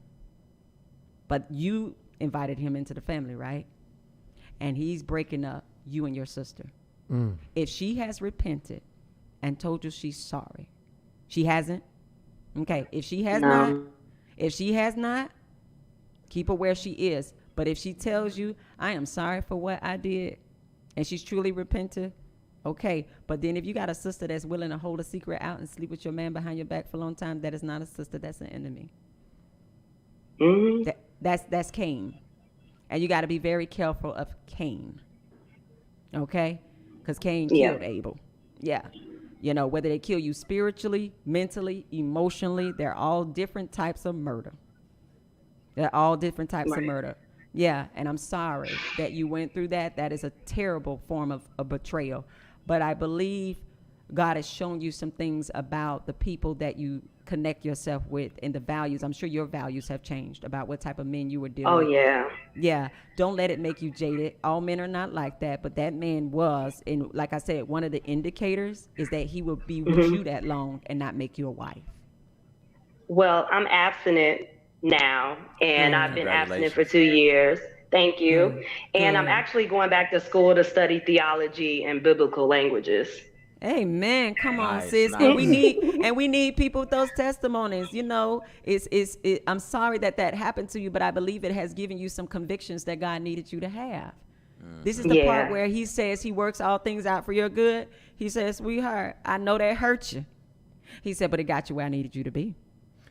Yeah, let me tell you, Kenya, thank you so much for coming up here and Thank you, sharing your Kenya. testimony with us. facts. Much No love to problem. you, okay? Appreciate you, Thank- Kenya. Man, all right, family. Hotline bling. Y'all see it's getting real today on the hotline, all right? The Which initiation is- hotline is popping. I need everybody to come backstage. We dropped the link. If you want to address, guys, what we talking about here tonight, this sex, you struggling with this in whatever shape, way, form, or fashion, this Jezebel spirit, if you feel, if this message in any way touches you and you got a question for us, I want you to come backstage and come up here and talk to us. And shout out to Kenya for being vulnerable with that too. Right. And her because- sister had a Jezebel spirit. That's why I said Right. that spirit doesn't care about titles. It didn't care that they were sisters. Right. When you have a sexual addiction, it does not care. I'm about to hurt my sister and cause a family rift. It's like, oh, It just wants to be fed. It wants to be fed. And a lot of people take this on as a personality trait. They don't even understand what a spirit has come in and taken over. They don't even understand that they're being puppeted. And see, They the don't thing- even understand it. Wow. And the thing with Kenya in particular, she was dating this man for 8 years, 8 years. and engaging with sexual activity with him. And I think a lot of people wouldn't see that as opening themselves up for that kind of energy. But I'm in agreement with you. Like, this guy, I've been dating her for this long, unmarried, having sex. I'm sure they have unprotected sexy things going on. Then yes, it could be likely, or it could be possibility that he may also, do something. We as low as believe that there's a standard, and God don't play with it like that. Right. We say, he slept with my sister. That's a terrible sin. Well, y'all ain't married. He's just sleeping with women. They weren't married. He's just sleeping with women. But she believed that she had, some type of connection with him. Bond. But no, you just another woman. The sister was just another woman he's sleeping with. He slept with you, and then he slept with her. Y'all not married. And unmarried people believe that there is some type of commitment, covenant, and devotion. There is none. God don't recognize it. The government don't recognize it. That man you with don't even recognize it because he's sleeping with other folks. The only person that's recognizing that commitment is you. And the culture, people will say things like, oh, y'all such a cute couple. But they'll sleep with your man, so they don't recognize it. Yikes. Yikes. Come on. Her sister didn't recognize that. They're not married. Her sister knew. I'm not gonna lie. Her sister sound kind of trifling. She is She probably would trifling. have slept with her if they was married. She probably would. She probably. But I don't think that was see, it. See, the thing is also, like you said, Kenya in this case brought that man into the the family. family. So This man had low moral values. Yeah. And it wasn't just that he slept with her sister. He slept with some other folks too. oh yeah, She just don't know. Sister's just one of them. Yeah, she's just one of Ooh. them. He slept with some other folks. And especially for it to have been kind of under the table like Yeah, that for and he was so able to long. keep it. Come on. Yeah. He was sleeping with other people. Hotline All bling. right, we got Tati backstage coming up on stage here. Tati, what is good? Totsy. Hello. Yes, Oh my gosh. I What's have up, Tassie? Makeup, y'all. No, Tasha, you good, beautiful. Let us Tassie. know what's up. What's your age and my your God. location? I'm in Birmingham. I'm not telling my age. It's a secret. I'll say 30. Okay, I'm okay. in 30s. All right. So you all show is just such a blessing. Amen. You all had Love McPherson. I don't know why we're talking about situationships, and you had Miss Tara Bow. You talking about Christians just being single, and I put that comment. I wanted to explain what I meant by being physically absent, but not abstinent in a spiritual way. So it's like sometimes we'll say, "Oh, I'm not having sex, so I'm abstinent," but it's more to being abstinent, just not having sex. just your mind. You know, I'm willing to think about these things, entertain certain things, and these things go against God's will. Like God had to actually. I'm so nervous, y'all. No, you good. Like, Express God yourself. actually just removed a stronghold from me like last month. Because I was saying, you know, I haven't had sex in all these years, but I still like my way of thinking about things was displeasing to God. So He convicted me. So I'm just, you know, so it's real, y'all. Don't be out here playing. You know, God really wants your heart. And Romans 12:1 says to offer Him your body as a living sacrifice, holy and pleasing, acceptable unto Him. That's our reasonable concern. So just really give God your mind, your body, your soul. Don't play with Him. And thank you all for what you all doing. I just see you all growing, and I'm so proud of you all. That's all. Tassie, thank you so much. I love it, Tassie. You know, I love what you said because people don't understand. You can actually not struggle with sexual sin. God can actually get you to a point where it don't even matter. Where you're not burning every night and you struggling every night. And, oh, my God, I can't call this people. this person, I know I'm going to sleep with them. That's me.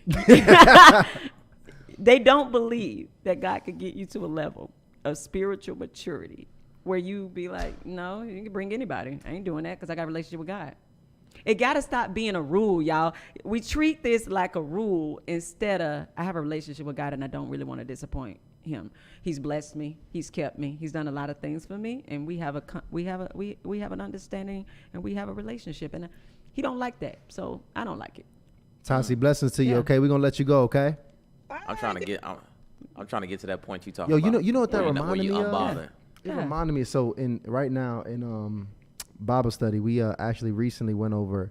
It was we in Matthew, and what was it? It was like, if your right eye causes you to sin, look it out, tear it out and throw it away, for it is better than lose one of your members. Then the whole body perish. The whole body get thrown in hell. And Tasha, they don't get it. That was so. First of all, oh my God! Like literally, the whole body is perishing. The whole body. People letting sex, like literally, put them in hell, here on earth. And in the eternal, because a lot of people have a lot of things have happened to them because they couldn't control their sexual organs. They have had children they didn't plan for. They, then they gotta be raising, their children by themselves. They are dealing with diseases, whole bunch of trauma because they couldn't control their sexual organs. And at some point they gotta say, I need this to stop. I need to get away from this. But you're in a society that does not understand the strength of that, to be able to say nobody can make me do anything with my body that I don't want to, and I'm covering my body. And this is why God doesn't like fornication, because He said it's a sin you do to yourself. Nobody's doing it to you. You're doing it to yourself. And it's interesting because right before He actually said that, He pretty much said the sin actually starts in the mind. Oh yeah. And I that goes back to what Tati was talking about too, because even if you not, because it's like levels to even cleansing yourself, because like even for example, when you first start fasting, you're going through hell because you're just lusting food so much. Like you're truly lusting food, and your body's craving it. Your sweet tooth going off. You want meat. You want starch. You want every single thing. Yeah. And next thing you know, after you kind of break through, you tweaking. You a crackhead at this point. You are. And after a while, you break through this point where your body calms, your mind calms, and it's not dominating your thoughts anymore. And I don't know if many of us believe we can tame our appetites in that way. Right. Because sex and food is some of the, a really good example of some of the biggest appetites we are all getting whooped to in this pleasure. Experience. It's quick pleasure, and we like quick pleasure, but we don't allow God to satisfy anything in our life. We don't even believe God can, that He can fulfill me, that He can meet my needs. And when I'm sad, that I can actually talk to Him and I can pray and have a conversation, a relationship with God where I'm actually walking around in joy. And I don't need those things. See, once you allow God to come in and fulfill you, you don't actually need any of that. The problem is a lot of people are walking around extremely empty, extremely lacking. So they try to fulfill it with food and sex. But once you get a relationship with God that really sustains you, you're like, I don't have a need to go do that today. I have no need. I'm full, right? You talk about appetite. When you're full, you're not hungry. Yeah. I tell people the best time to go shopping for food is after you just ate dinner. You don't want nothing. You're going to walk out of there with nothing because you're full. But if you go shopping hungry, you putting everything in that buggy, like stuff you would never buy. You know, just anything. Chocolate covered that ain't bananas. even good for you. Stuff you would never buy because you're hungry. So we leaving and we're going into these situations hungry. This is why devotional time with God in the morning, prayer time with God, being around Christian friends, going to church, listen to sermons, fill your temple. Fill it. Fill your time with productive things, and you're not hungry and lacking all the time. I need a person. I need a person. I need a person. You don't need a person. A lot of people need God, and they won't allow him to be that. They just won't allow him to feel that.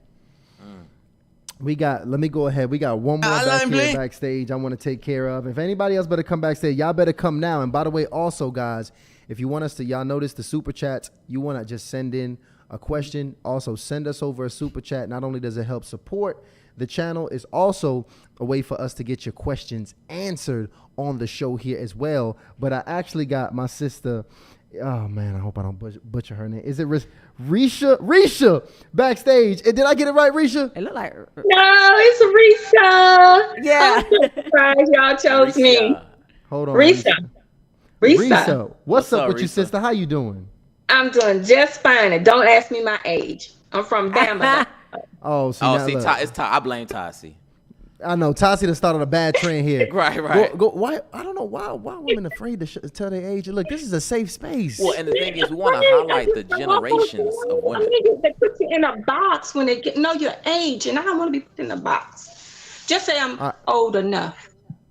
Okay. Where you located? I'm in Bama. Okay, Bama in the building tonight. Bama Yeah, and old enough. Risa is here. What's your question? Well, I had a question about how do you know if somebody's playing games with you?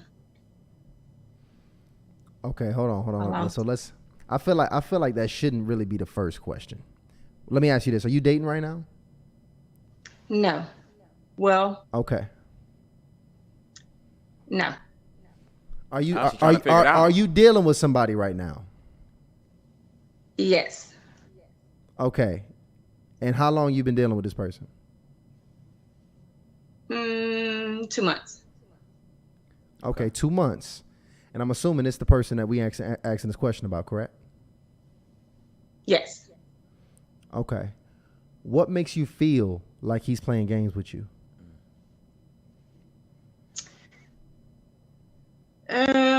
It's just like he, I'll say one thing, and then he'll say, let's take it slow, and then he'll speed it up. You said he'll tell you, let's take it slow. And then all of a sudden he'll speed it up. When you say he'll speed it up, what is him speeding it up? Just the conversation just turns more serious. About the future. He starts talking about the future. Yes. But then he'll say, let's wait. Have you guys had sex already? Oh, no. No. Okay.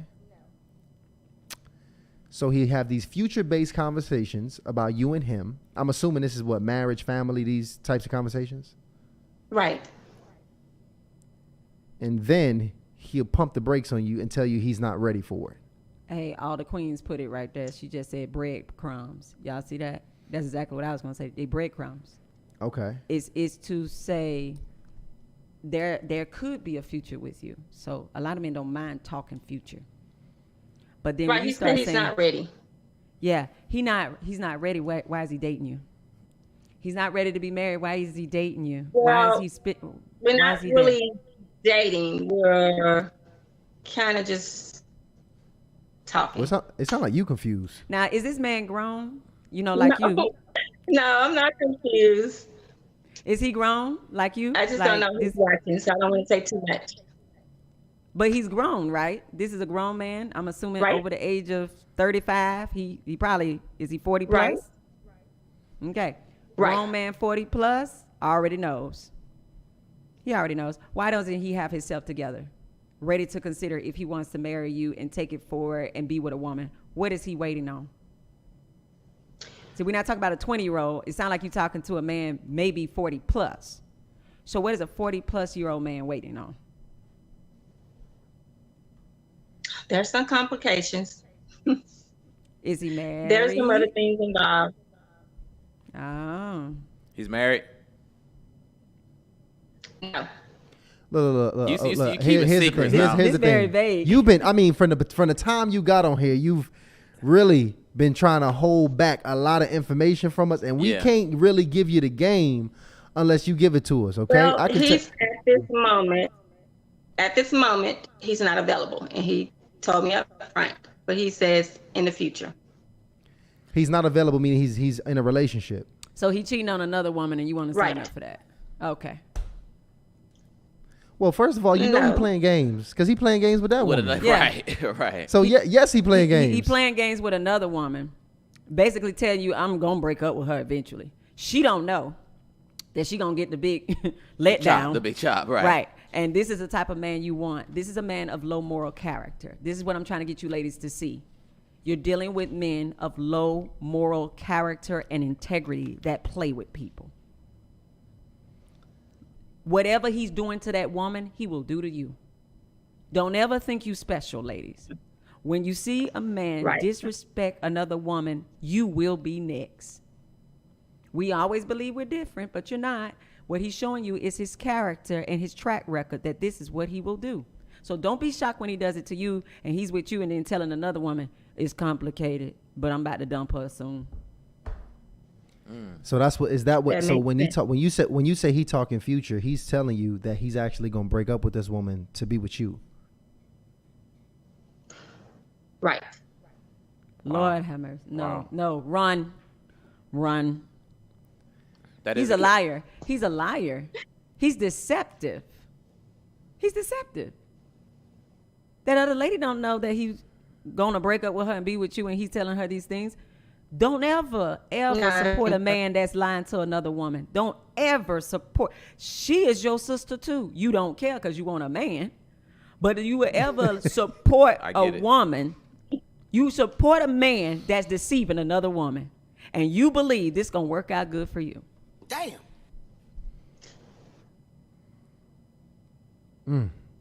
Come on, sis. You supporting the No. man deceiving another woman.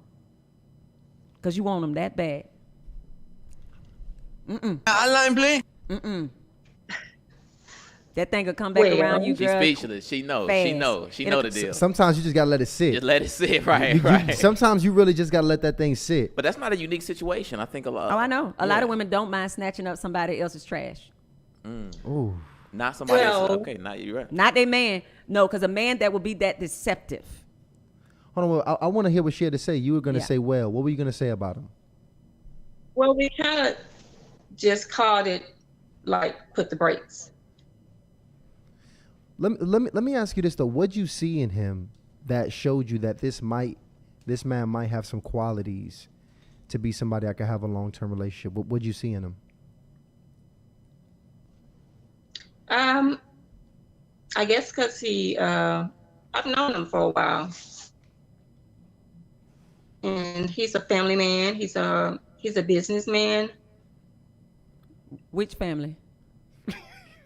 Right. Not the woman he with. She ain't part of the family. So you mean when you say family man, you mean he take care of his kids, Yeah, you don't mean the women He with. does.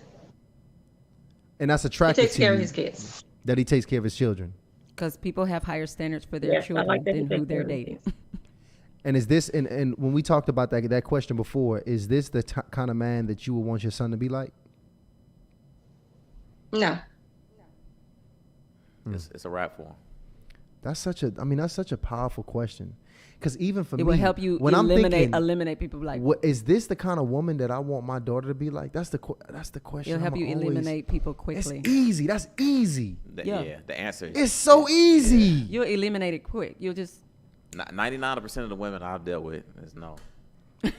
It's being real. yeah, and that's why you're not with them though. Exactly, But just exactly. please stop playing with them because they really confused and thinking that you like it. Right. They really think you're their type, and you got to be careful of people seeing you date a type because you really lower your own standards by the people I you agree. date. they start saying, that's what, okay, man, that's what you, and you know, even new women, when they see who you've dated, they kind of look at you sideways. So you was with her? Yeah. Oh, what was that about? They see how they carry themselves, how they look, how many. Yeah, how many? You know? You just skipping around, like, what are you doing? You know, even men, stop telling these women you've been with all these women. Oh, men love, that's the crazy. Stop saying men that. Men love to tell the women they dating that, how many women they been with. And then women love to tell men the most successful man that they've dated. Oh my God! But see, that's a weird flex. It's so weird. It's a weird flex. That's a weird flex. It's so weird. Please don't tell no high integrity woman that you've been with a lot of women. Like right. We didn't already X you at the dinner table. Yeah. It's like yes. Ew. Like, I'm serious. That's my thought process that for the short time I was dating. Because I've been married a long time. I got married at 23. Yeah, I had this girl tell me one by the way, time. we still got our sister on here. Oh, she's so on I want So I want to let you go, but I want to let you go on the right foot because I think this is very important because believe it or not, thank you so much for being honest. I know this was tough for you tonight. Yeah. But this conversation and your honesty was not just for you. It's a lot of women that's doing what you're doing. We're not picking on you. No. It's a lot of women that's doing what you're doing right now that got their hopes up. They in this place of confusion. They don't know what's going on. They dealing with this man that they don't want their son to be like, but they crossing their fingers and might even potentially get pregnant and have a son with them. And I want to ask you now, what is going to be your plan of action moving forward? Great question. With this brother, like what's after this conversation? And I want you to really be honest because if you're not ready to walk away, you can say that. If you still going to keep me alive, you can say that. But what's going to be your plan after this conversation today? Well, after listening to you guys, it makes a lot of sense to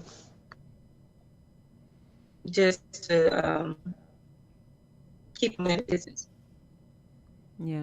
Keep him at a distance? He's not a prize, sis. Even if you win him, he's not a prize. Okay. Yeah, I mean, it's going to be tough, but even keeping him at a distance is not enough. Like, you just have to stop dealing with this guy. That door is open. Yeah. That door. Because remember, he's been in your life for a while now. Since this has been a brother that you knew for a long time. He's been close. He's been at a distance. He's been the whole spectrum. And as long as that door open, he gonna always come back to you because obviously he like what he getting over here. I'm gonna be honest with you. I'm gonna be very, very honest with you because I know that we in your business tonight. I don't all the way believe there's no sexual activity going on because I know those type of brothers. Okay. Well, okay, let me tell you let me tell you what's going on. She is emotionally fulfilling him. That could be the Whatever case too. he's not getting in his current relationship, he calls her and gets it. That could be true. She affirms him, make him feel good about himself, fills his cup, and so he's using her for that. It could be emotional. A lot of men do that. They have this girlfriend, homegirl, all this. She is used like a bootleg counselor. And she got. I've heard that. I've heard that before. Oh yeah. She's the counselor. She hears all his problems. He talks to her all the time, but he's using her because the other woman is not that. So he's trying to really have two women at the same time. Right. He got the other one for sex and family, and then he has her for the other part. Wow. Yeah. But listen, understand, and I hope that you took this as wisdom and not judgment. No. I really, because I want you to really take this and do with it what improves your mental, your physical, and your overall well-being. Do you feel me? Mm-hmm. Listen, please keep us if you need anything, please let us know. info@HardlyInitiated. I ain't forgetting your name, okay? It's lodged right in here. So make sure you put in the subject header. And listen, we got you. We're going to take good care of you. Please let me know how this progresses, okay? Hey. Okay. Yeah. Okay. Yeah. Much love to you, sister. Take care. Man, somebody said an emotional support pet. Yeah. A lot of men use women like that. It's the emotional, because they will sex the Jezebel, but they'll call the Christian girl for counseling. And you my best friend. You're so cool. But he ain't having sex with her. He having sex with this one because this one is more attractive. This is the one he wants. But he'll use that friend to emotionally dump on. Wow.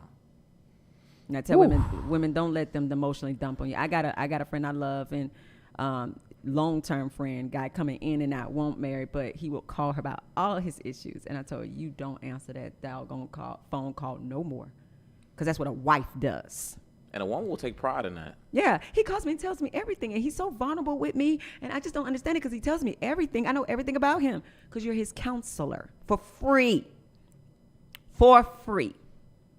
And you tell him, no, this wifey stuff, you need to call a wife for this. A wife is an emotional support. A wife is where you dump all your vulnerabilities on. Yeah. Tara, we got to get them right. I want to, real quick, I want to bring Trudy up, but not right before we bring up Trudy. Tara, tell us about this boot camp. Oh, gosh. So this boot camp is a heart project of mine, because obviously I have a lot of women coming to me and they're like, Tara, I just don't get it. I'm out here dating wrong, or I'm in a marriage and I really don't even know how to function in this marriage in a healthy way. I'm not able to get my husband to really come on board with God's vision for his life. I don't know how to get him to even have a vision. And so this boot camp pretty much was birthed out of the book that I wrote a couple of years ago called Marriage is a Beautiful Thing, but I wish I would have known. And it was because I was trying to help women understand the role of the wife. I wanted the single women to understand it before they got married. I want the wives to understand it while they're in it. This is why you're not getting the fulfilled life in your marriage, because we did not know. And I did a deep dive into the role of the wife as God wanted it. And it is a powerful role. It's a powerful role. It's a role that we do hold our husbands accountable. It's a certain way you have to do it, but that man is supposed to be elevated as a result of being with you. He's not supposed to still be on an immature level. When we get with a man, even if he is a mature man, he still is supposed to level up as the result of having a wife, which is why God said a man that finds a wife finds a good thing and receives favor of the Lord, because a woman in your life is supposed to level you up. But a lot of women don't even know how to do that. Didn't even know that at all, right. that's their role. And so the boot camp is I'm taking a small group of women through my book, talking about these concepts, all the things, and they're able to ask me questions. It's a small, intimate group. I'm only pulling in about 12 to 15 women because I want it to be small and intimate. I want them to be able to tell me what they're going through. I want to check on their values, see what they're talking about, where is the missed communication and education that they didn't get about being a wife, because I want that to be fixed. Because once they get the education, they're then able to apply it. A lot of women are just out here with no education. They did not have the mentors in their life. They didn't have the aunties. The grandmamas, they not doing what they're supposed to do. The Bible says older women instruct the younger women. The younger women of today's generation shouldn't be going through the things that their mothers and grandmama went through, because mama and grandma was supposed to give them a real good Yelp review and told them, don't do that. Don't date this type of man. But a lot of them were ashamed at their choices, so they felt like they did not have the right to come and tell a girl how to do her life. Yes, we do. Even if you made mistakes, ladies, and you have young daughters and younger women in your life, still come to them and say, this is what I did, and that didn't fare out well for me. Do better. Put this in your life. Put this value in your life, sis. So that's what I'm doing for the women who don't have that. And I don't care what age you are. If you don't know this information, come into the group. I've had women that have been divorced in their 50s and tell me they were grateful for reading that book. And they don't mind receiving mentorship from me. I've been married for 18 years. I've been with my husband a total of 25. I do all the marriage counseling to all the couples. I do premarital. This is my niche. So if you all want to be a part of that group, come on in. Nice. I like that. We need help. We need a series. Incredible, guys. We went ahead and we put the link in the chat, so y'all have access to that. Anything that Tar is giving y'all, we are 100% supporting it. Because y'all see what kind of sister this is right here. Thank you, guys. Link is pinned at the top of the chat and in the description, and we're gonna drop it in the comments as well. Real quick, shout out to Janelle, 11 months. We gonna have to listen. We're gonna have to send Janelle something. We're gonna send all of our 12-month members something very special. It's crazy because we started doing these lives about 11 months ago, exactly 11 months ago, I think. And we getting ready to we got to do something. The 1 year anniversary for the live show. Oh, you know what? Yeah. That's nice. I like that idea. There we go. Shout out to Janelle. She says, this is so good. I recently took sex off the table just to explore a deeper intimacy beyond sex, and so far, so good. Yes. I hope my significant other is watching this episode tonight. Great job H.I. and Tara. Thanks, Listen, Chanel. he better be watching the show. And I would imagine she probably watched the show with her dude. I hope so. That's good. Yeah. This is education. Like, this is like This free is. education. We go to school for everything but relationships. It's so weird. That is Everything. that is so It's true. so weird. Do we have anything else? We good? No, that's good. Let's bring up Trudy real quick. Let's do it. Trudy, welcome to the show. How you doing? Hold on, wait, Trudy. I think you muted. Let's see. Trudy, you got them assistant principal glasses on right there. Like somebody about to get detention. Miss Frizzle going on. Hold on, wait. Trudy, I still can't hear you. It may be the headphones. I'm not sure if that's what it is. Make sure they in, Trudy. We excited to talk to you, Trudy. Yeah. What's going on? Trudy, because you got that look. You got that look that I feel like I saw you. I love the glasses. It love is. them. No, I it's love it's some personality in them glasses. Oh shit, yeah, she got personality. It's gonna be a story up in here. I want to hear Trudy. Trudy, you got it. So you got it. Trudy, look, we're gonna come right back to you. Uh-oh, wait, I heard. Whoa. We heard Is that some- it, Trudy? We heard some static. Talk, Trudy, talk. Oh, Trudy, ain't. Listen, I'm gonna let you get it together. Stay backstage, Trudy. Get your audio right. We're gonna come back Let's to you, bring okay? up Liv real quick. All right. Liv, what's popping with your sister? Hi, Liv. Oh, wait. We can't hear Liv either. Oh, wait, hold on. So is it them Liv, or us? I think we got it though. Okay, can you hear me now? There you go. What's up, Liv? I had it on mute. Liv, where you at right now? Where you at? How old are you? I am in Arizona. I am 33. Hey. Arizona. I don't think I ever had a caller from Look at Arizona before. That's what's up. Arizona's in the building. What's up? What's your question, sweetheart? I guess it's a little like a bit of what the previous sister was talking about in the terms of knowing if someone is playing with you. There's a situation that I'm going through, and I'm gonna call it a situation because there's not a real relationship. Right. Years before, because this is also spiritual to me, it's not just in the physical. So I'm struggling to, am I the one trying to make things go faster, like trying to help out the Lord, or am I just seeing incorrect in what the Lord had for me or has? So a couple years ago, I was at this event, and I clear as day heard God said, "There he is." And so when I looked up, I saw this gentleman, and I laughed because he's older than me. I said, "Lord, you funny. Like, this man is older than me. He's gonna say, what am I gonna do with this child?" I know now that was my immaturity, and I needed to grow and be ready. Now, when that happened, I totally denied, and I turned into Jonah and I ran. I moved to Mexico. But when I came back, I met this other gentleman, and I married him. Turned out to be narcissist, abusive, and thank God he got me out of there. Now that I'm back at this church, I bumped into him, and again, there he is. And I was like, what? But I kept my distance because I knew I was still hurting from this relationship that this man I had just divorced.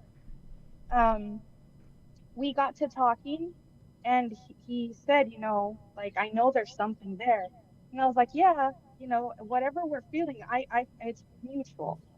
Nothing happened in that conversation, but then we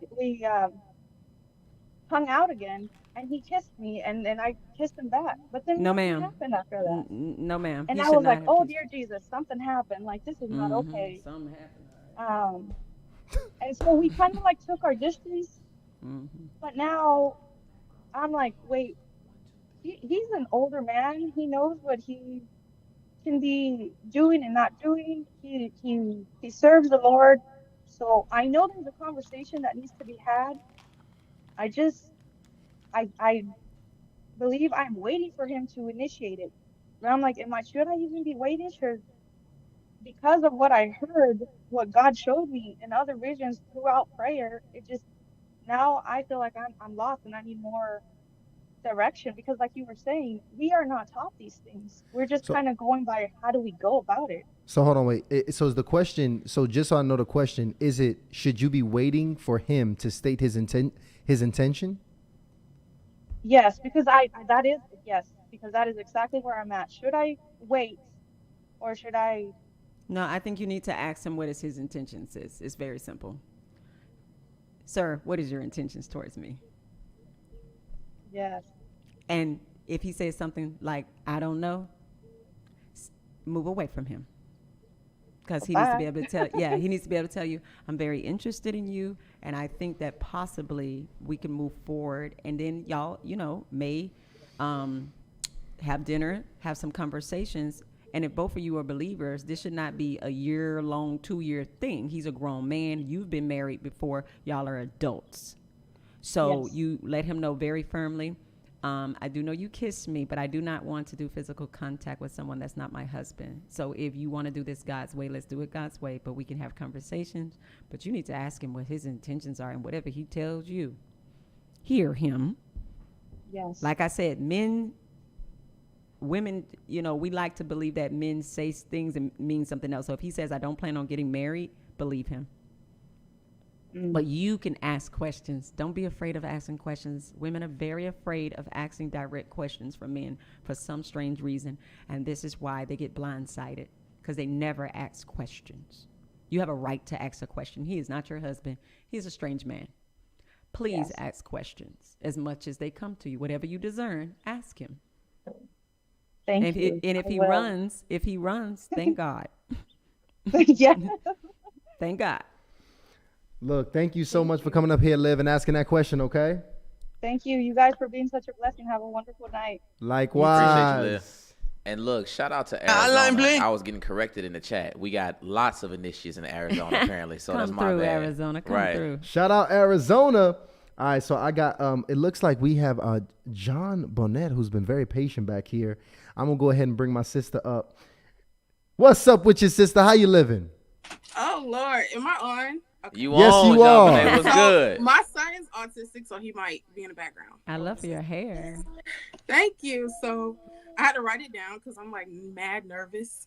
It's okay. It's all So good. hold on, wait. So look, watch out. Let me slow it She down. ready for with you. the question though. She No, ready I for like the fact that you're ready, because initiates, please, I love y'all, but brief and brilliant. Y'all know how we do it here. Give me your age, your location, and your question. So I'll be 27 in June, and I'm in Atlanta. ATL. We in the building, baby. What's up? So my question is, I feel like it's a little, I don't know.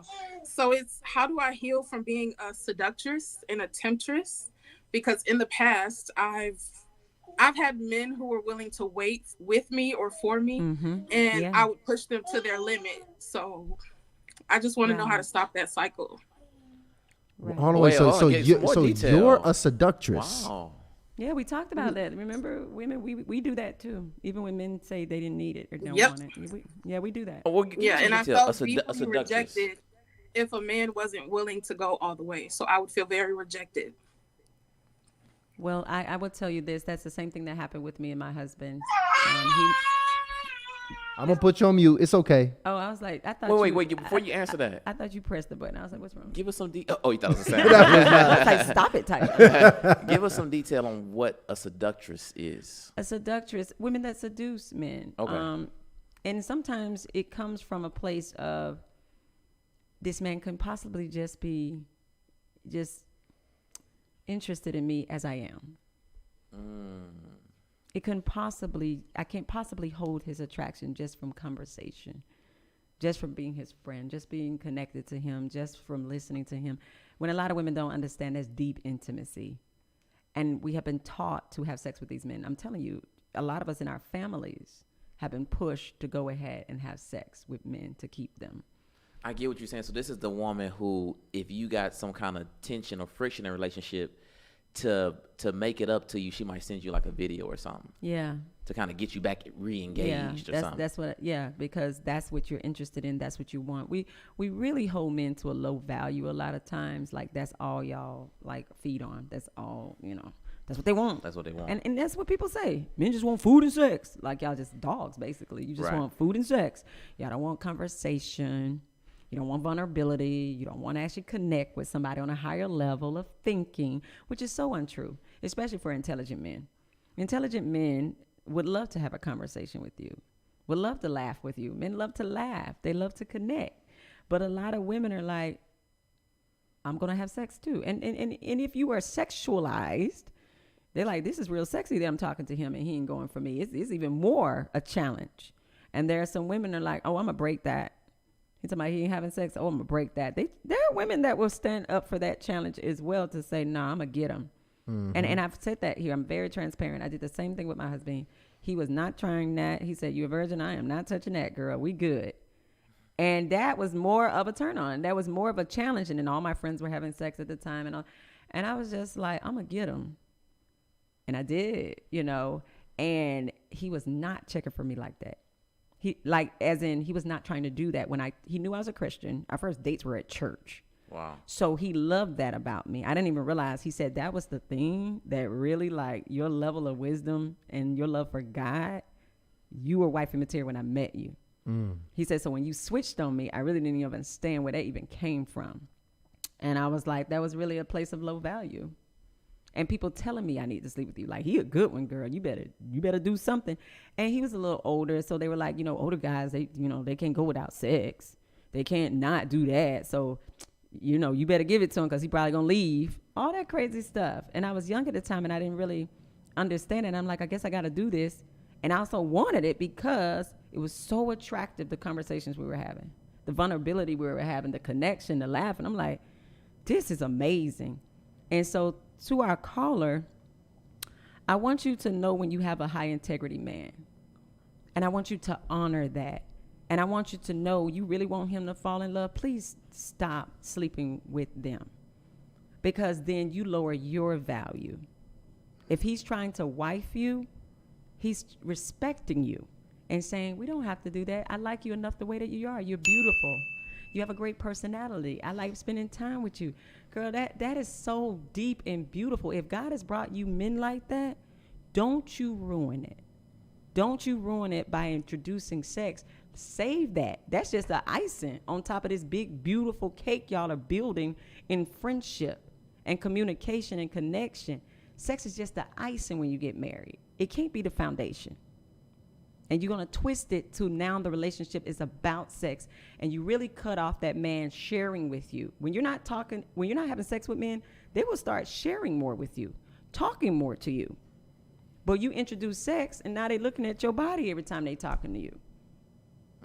Don't introduce that. You're cutting off a real connection when you do it. Wow. And I just want to add that I did deal with assault when I was a kid. Right, right. That made me, and that like, does play into it. Oh, definitely. Yeah. Definitely. I love having that power over men, giving them that. It gave me satisfaction. Right, because somebody took that power from you. Weak. Yeah. You're right. You hit a nail on the head.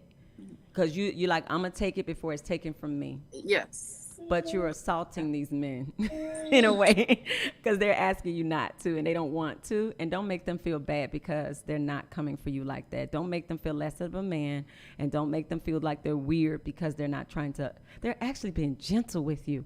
I want you to hear the love of God. If a man has assaulted you, he's bringing you gentlemen that are not trying to take from you, not trying to harm you. God is letting these men be gentle and patient with you. He's trying to heal that. So receive the gift of that. Receive that. God is saying, I'm not going to have aggressive men be around you. He has sympathy for what you've been through. You understand? He has sympathy for it. So these are gifts. Man, first of all, thank you so much for coming up on here. Thank you so much. We appreciate. I like Jean Bonet. No, I do. She has a beautiful see, Ryan falling for the seduction. We got to get you off here. We got to get you off here talking about he like you. Bye, John. She has a great spirit. She has a great spirit. And the self-awareness. Self-awareness will save your life. I promise you. If people were more self-aware, it's just certain things they wouldn't do. Yeah. Wow. Yeah. Man, that's so true. Yeah, think about why you're doing stuff. Like, that's cognitive behavioral therapy. It's to pay attention to how your behaviors are preceded by your thoughts. Like you said earlier, Tyshawn, like it starts in your mind. And before you do something, say, why am I about to do this? Where's this action coming from? Why am I about to do this? If we just pause, why am I about to do this? Why am I doing this? Why am I with this person and I don't want my child being like them? What's up with me? You know, I never really identified that avatar of a woman, a seductress. Right. And this was a few months ago when I just got finished my stint of abstinence, and I just had started dating, and I was telling Tyshawn about one of the young ladies that I was dealing with. I felt like I was describing her exactly how Jean Bonnet kind of broke it down, where it was, it was certain things that she would wear, you know, and after I came off of abstinence, I was still like, yo, I'm not ready to get into this, and there was certain things she would wear when we would get into levels of friction in the relationship. She would say certain things or try to position herself certain ways, and I felt like it was just like lust was attacking me anytime I would be around this person. Yeah, she was feeding that. She was trying to feed that and bring that out in you, and men and women do that. They start to pick at that. They start to pick at that. Yeah, you don't want to be me? Oh, yeah, you sexy. Oh, yeah, one day we going to get it. They're just dropping that stuff in your spirit. And so one day on a weekday, they're going to get you. And it's a way to really get power. It's really a power play. It is. Manipulation. It's truly a power play. You got a lot of people, especially those who have been sexually assaulted. I meet a lot of women that have been sexually assaulted that are seductress because they want the power of it. And they really do mess over sometimes some really good men. Wow. They really do. Some really good men that came in to have a relationship, wanted the marriage, and I'm going to sleep with him. Because it does make them feel powerful. It does, but there's no power because they do feel bad at the end of the day. Right. They still don't feel good. And we just got to stop lying to ourselves about what these behaviors are actually doing to us. We're left broken. A lot of people, men and women, are left broken. You can't have a trail of broken relationships and it not affect you at some point. Like, it's chipping away at you. Man, well, look, how about this? We're going to actually try this and run this one back. Let's see if we can get my sister Trudy on here. And let's see if it works. What you call it, assistant principal? Yes, it sounds like it's working. What's up, Trudy? Oh, my God. Did y'all call me auntie? Well, that was me. I'm so sorry. I meant to say assistant principal. I'm auntie, apparently. Yes. Hello. Good evening to you all. What's up? What's up, Trudy? How are you guys? Good. Oh, we good. blessed. That smile is contagious. Go ahead and give us your age, location, and your question. Great teeth. Okay. Facts. I'm in south of 50. Okay, my location is Tennessee. All right. Okay. And what was the other question? What's your question? Okay, my question, I wanted you to elaborate a little bit more on the Jezebel spirit. I understand the conversation that you guys have taken on this evening. I get it, but I wanted you to elaborate a little bit more. And also for Ryan and Tyshawn, y'all should have done Jerry Flowers live. So let us know when y'all bringing him on live. We will. We will. Right, because I felt deprived. Okay, let me add that. I felt really deprived. A lot of people have been telling us that. Okay, we're going to take care of it. It was a tape show. Yeah. He came in town. He said, look, he was on limited time, but he wanted to make sure he hung out with us, spent time with us. Jerry got off good, Yeah, right. He did. That was quick. That was real quick for him. Yeah, we told him he knows. He just came in. You can do some editing, we just, got to shoot from the hip for 3 hours on here. That's what I get, 3 hours. Yeah. See, Tyshawn, y'all took advantage. That was for you guys. That was for you and Ryan. But anyway, yes. If you can elaborate just a little bit more on Jezebel's spirit, I appreciate that. Right. And I definitely want to encourage you and the other listeners to really study Jezebel.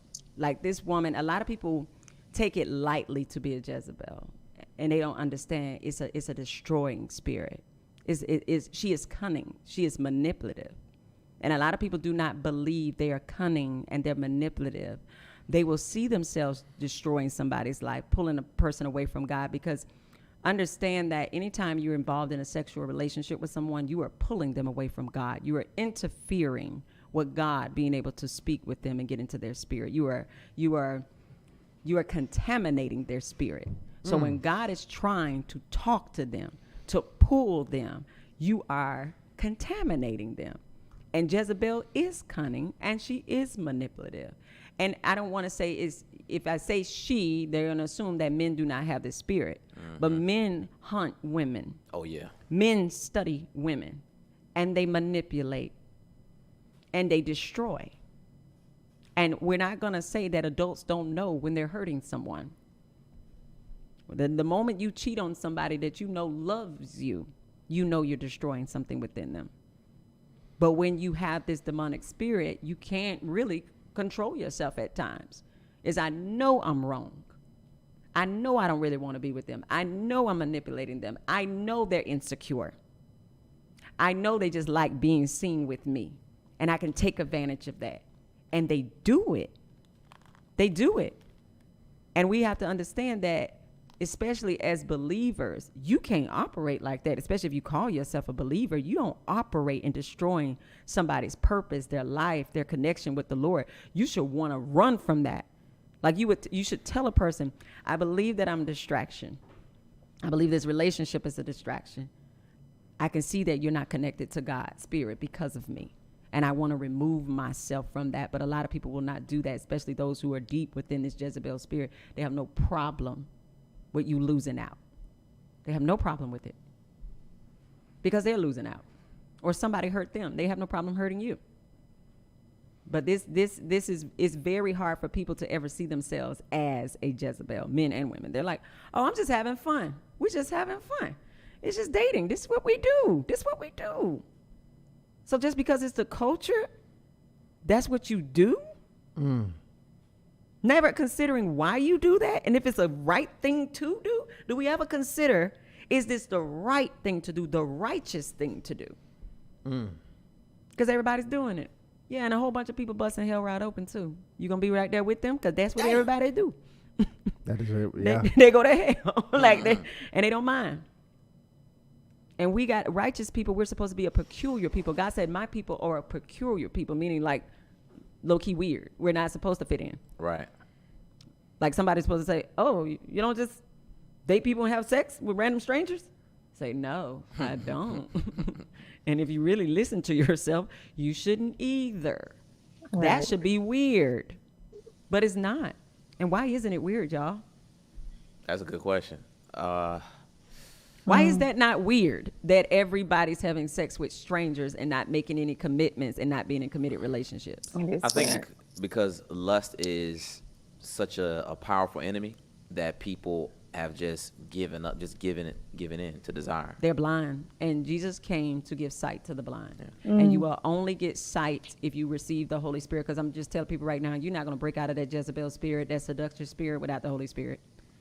You have to ask for the infilling of the Holy Spirit. It's a lot of things you can't do without the Holy Spirit. And a lot of people never get to that part of a relationship with God to say, God, I want the Holy Spirit. See, the Holy Spirit is a convictor. So when you're about to do something, the Holy Spirit would say, don't do that. Stop that. Let that go. And when you say, God, I want your Holy Spirit, you're saying, I want this level of accountability. God, remind me when I'm about to do something wrong. Convict me. Stop me in my tracks. You ask for that. You're not upset about your consciousness, the Holy Spirit. You want it. You're saying, God, when I'm weak and I'm about to make a bad decision, or I'm about to do something that goes against your will or harms my future, let your Holy Spirit come in and stop me in my tracks. And then when the Holy Spirit tells you to stop, yield. That's the second part, because the Holy Spirit would come and convict you and say, hey, don't do that. That's wrong. But then you have to yield your will to it and say, Holy Spirit told me not to, and I'm not. Holy Spirit reminded me, don't go over that girl's house, and I'm not. Holy Spirit, thank you, actually. I'm not mad that you told me. I'm glad that you did, and I'm not going. Thank you for helping to save my life, my purpose, my vision. Thank you, Holy Spirit. See, we're not getting to that point of being grateful for the accountability, grateful for the conviction. I tell people, if you feel convicted about a sin you did, thank God. Right. Thank God. That means the Holy Spirit is present and God is actually growing you. Because there are people out here have no conviction, don't feel bad. They are removed from the Lord. When you start having conviction, you're coming closer. You're coming closer. Good job. Amen. Yeah. You feel bad? Amen. Trudy, thank you so much for coming up here and asking that question, okay? Thank you, Trudy. Hope we answered it. Hope it was answered. Thank you. And Trudy, we're gonna work to get Jared Flowers, Pastor Flowers on here live. We're gonna work on it. Yeah. You better get Flowers on. That's all the reason she came to tell y'all. That's right. That's it, Trudy. Like, I'm gonna dial in, but he's cool too. But look, we extended the initiation hotline for the family, guys, just so you know. Listen, we can't have this strong, powerful sister here all night. Send in your super chats.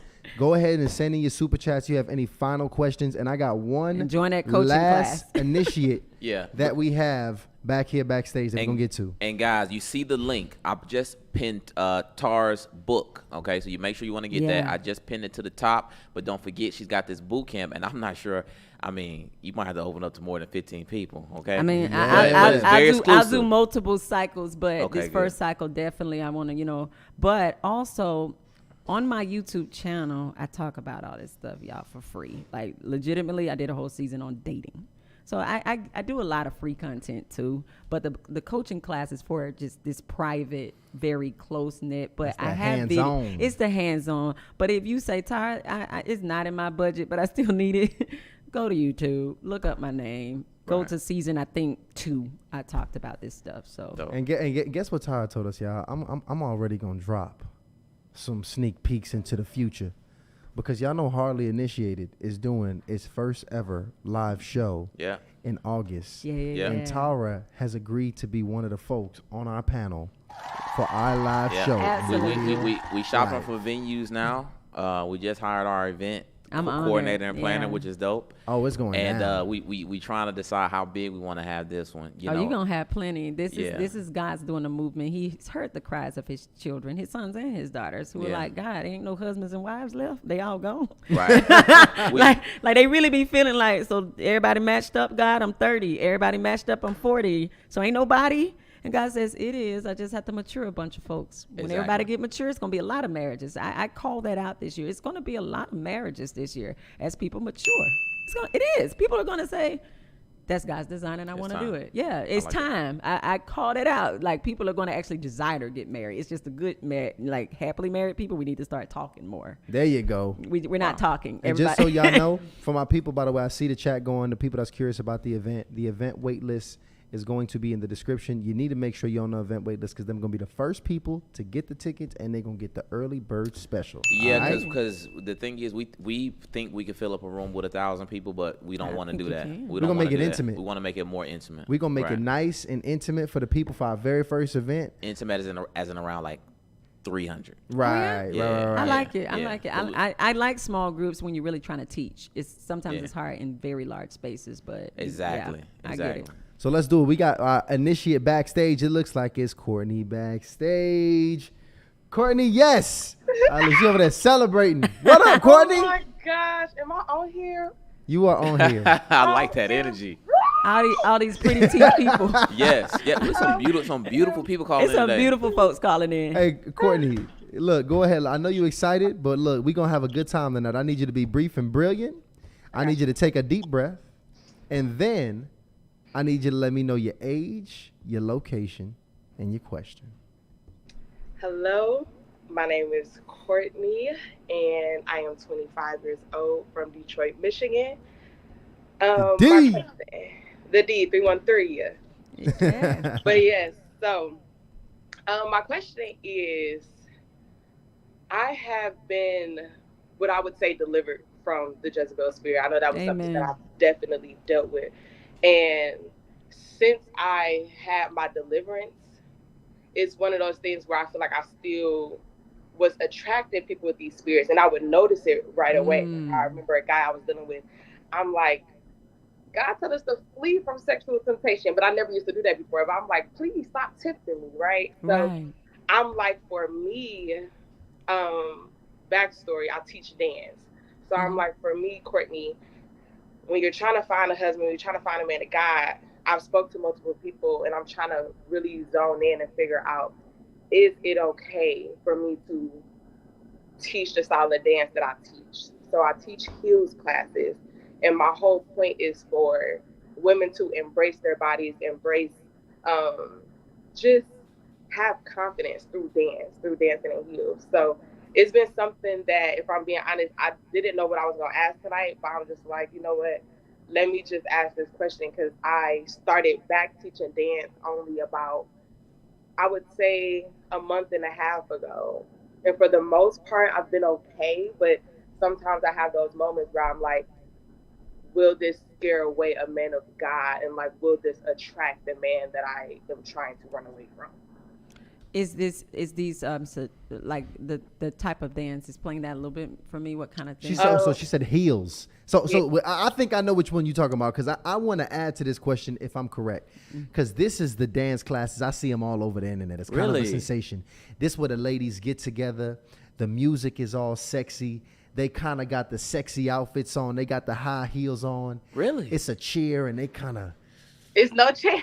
Yeah, okay, it ain't the chair. He threw that in there. But y'all have the group classes where y'all pretty much have y'all routines, but y'all doing it in heels. Y'all looking sexy, and it's pretty much y'all holding those group classes, right? Yeah. Okay. Wow, I haven't seen that. Now you're asking, is it an issue? Pretty much, you want to know, is this a Jezebel class? Essentially, is that what you're asking? And when you put it that way, yeah, because who's in the class? That's the first question I'm gonna ask you. These single women or these married women trying to spice up the bedroom? Who's in the class?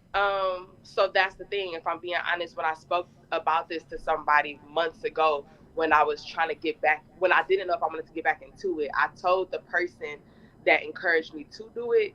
She was a married woman, and she was like, that should be the crowd that you go towards. So right now, that's not the crowd. That's not all of the people that's in my class. I do have some married women, don't get me wrong, but some of them are single, and I even tell them, I'm like, this is so when your husband come, you can be comfortable. I know women right now who are getting married who aren't like, comfortable in that way. So I'm just like, I'm not saying, all right, when you leave this class, take these tricks home to, your sneaky link. Like, that's not what I'm trying to promote at all. So it is, I would say, 50-50. Some are married and some are single.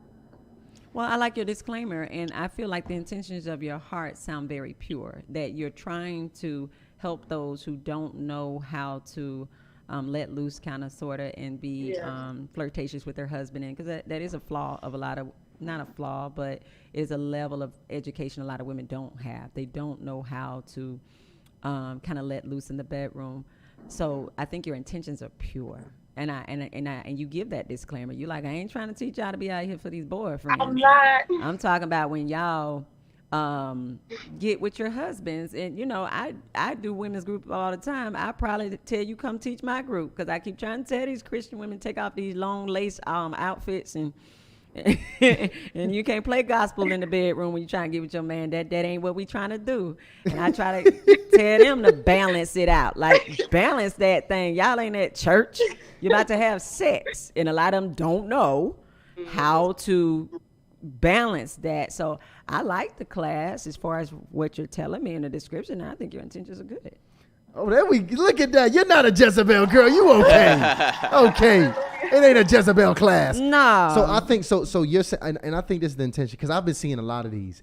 I've been seeing the pole dancing classes, the high heel classes, the twerking classes. It's a lot of these different theme classes made for women to come together, be able to be in their bodies. Is made for them to tap in, be in tune with their sensualities. Women generally like community, so to get together, community, hobby, all those different things.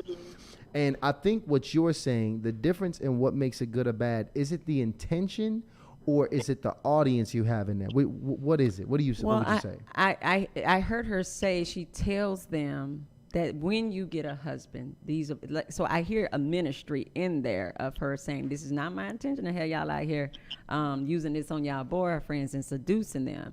Because, if I had a class like that, I would begin like this. I'm trying to teach you all how to please your husbands in marriage. Do not do this. Like, you hold them accountable. You say these things because some women will take your gifting and what you're teaching and use it to seduce a man. And you say, ladies, do not do that. You don't care about the money because I'm going to walk off. And you tell them that is not what this is for. Now, here's the other caveat. If the Holy Spirit is convicting you about this class, you have to sit with that. If he keeps coming to you and telling you, because I can't tell you your convictions, but you know them. If the Holy Spirit is telling you personally, this is a doorway, it's causing you to be in a space, and that's why these spirits are still trying to come for you, then you may have to remove yourself. I tell people, depending on what your pacifier or addiction was, some of us can't play in the playground. Yeah. Some of us can't play in the playground of our addiction. You're right about that. If I used to be an alcoholic, I'm not working at a bar. I don't care how many AA I've been through and how many years. I'm not going to play in the playground of my addiction. So if seduction was an addiction for you, I wouldn't play in the playground. I just go find some other type of dance to teach, and another, because God can use your gifts, and you just want to make sure you're honoring him. So if he's personally convicting you and you would only know, there's a reason. Courtney, thank you for coming up here and asking that question, okay? Thank you. If y'all in Detroit, come to my class. Connect with me on social media at Courtney Lott. I ain't about to be in that class. Go ahead, the ladies that's in the D with up those, come out. But Drop your. Thank you all so much. I appreciate it. I read the book. I know y'all remember sending me the book. I read the book because I was on. We sure did. That was the best book. I blessed somebody else with it, and I blessed 2 people with it because I gave it to the bride of the wedding that I'm in, and I bought it for another young lady at my church. So it was an amazing book. Thank you so much. Wait, Courtney, didn't you send us a picture? I did. You did. We got to post that. I We got to think, find Courtney, it. you emailed me too, right? I think you emailed me. I'm not sure. Or maybe that was another person, because I had quite a few emails of people who read the book. But thank you for that shout out. Thank you for that. That was my heart all in that book, trying to help, so I thank you for that. Shout out to you, Courtney. Much Shout love. out to Courtney. Let me see if I can find that photo so we can pull that up real quick. Man, let me tell you something. What you said is so good because it reminded me of something I used to do. I remember when, the last place I lived, I would like to go read. Mm-hmm. And I noticed when I would go to this specific place, it was like, it started off as I would go to the read, but it was like a lot of women there. Mm. And then it turned into, I'm reading, or I'm telling myself I'm going to the read, but I'm really actually looking forward to the women I'm about to pick up in this environment. Oh, using that hunting. And it turned into a hunt. This was years back. Mm-hmm. But it's just it's so interesting how, like, you have to be very self-aware of how even indirectly these things that you could be doing that could be disguised as personal development. Yeah. They could be disguised as bettering yourself, are really feeding that lust demon. Oh, yeah. Ask all the people in the gym. Oh, yeah. Yeah, all the people in the gym. That's a good example. Yeah, trying to work out, but you watching booties all day and muscles, y'all in there. Like, and I got so many married people. I just tell them, stop that. Like, you ripped enough. You don't need you don't need to be in there 7 days a week, sir. You're ripped. Right. Enough. It don't take 7 days a week. You in there doing the most. You lusting, the women lusting after you. Y'all in the lust field. Y'all out in there half dressed. Everything tight. Like, cut it out. Everybody know the gym is a trap. Like, I just want people to stop lying. Hey, Tyra, but it looks good to be fit, right? We all get fit. Go do some stomach crunches at your house because you love. You might be talking about me. I gotta stop posting my little photos. Yeah. And that's how I know, because you in the gym, but then you're gonna post, just finished working out at the gym. Just finished. I swear to God. And you're doing it all the time. Yeah, thirst trapping. It's just, men, y'all thirst trap more than anybody. I'll be talking about the women, but y'all know. You think the men thirst trap more than anybody? Absolutely. Wow. Okay. Y'all, because it doesn't look like thirst trapping when y'all do it. Because I don't have any meat out. Dude, come on. You think thirst trapping does look different for guys? It looks very different. Y'all post what cut y'all up, have. It's success. Y'all post it's success. Y'all posting like, look at me, lifestyle. Yeah, you trapping. And then going on people's, on their little post and like that. Hey, queen, that's beautiful. Oh, that's a great. Just stop it. Just everybody's doing it. I just want people to be honest. Just be honest. Just be honest. We need to have an episode about honesty. Just keep it real, we just y'all. need Keeping it real. But the truth, the Bible says, is the truth that will set you free.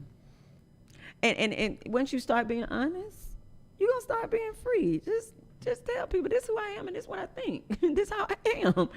You might even still find your tribe, but you're also gonna find accountability. You're gonna level up. You're gonna get some healing and all the things because you're telling the truth. So I want to ask you this question, Tara, because this is probably a question I told Ryan that we're gonna bring, because when we had this live show, y'all, it's gonna be incredible. The kind of conversations we have, it's gonna be. I mean, people, whether you in a couple, whether you single, whether you ain't got nobody to date, we gonna make sure we have everything for everybody.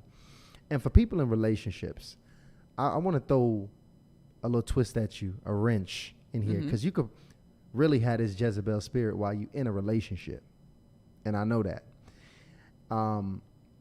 if a couple has made the decision to have a moment where they pretty much give each other a hall pass,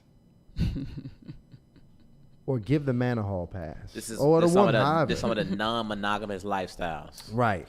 Hold up, these are the people that are not married. No, these are married. They married. They married. It's about 10, 15 years in. They trying to spice this thing up, and that's the idea on the table. They come to you and they say, "This is what we have agreed to do." What do you tell them? So 2 whores got married. Okay. Damn. Mm-hmm. That can't control their sexual urges. They got in there. Now they bored. And now they're telling each other, let's go have sex with other people and also stay married. Damn. Okay. So let me say this for all the people. Your spouse cannot give you permission to sin against God. Your spouse cannot give you permission to commit adultery. Both of y'all gonna be in here with gasoline draws on.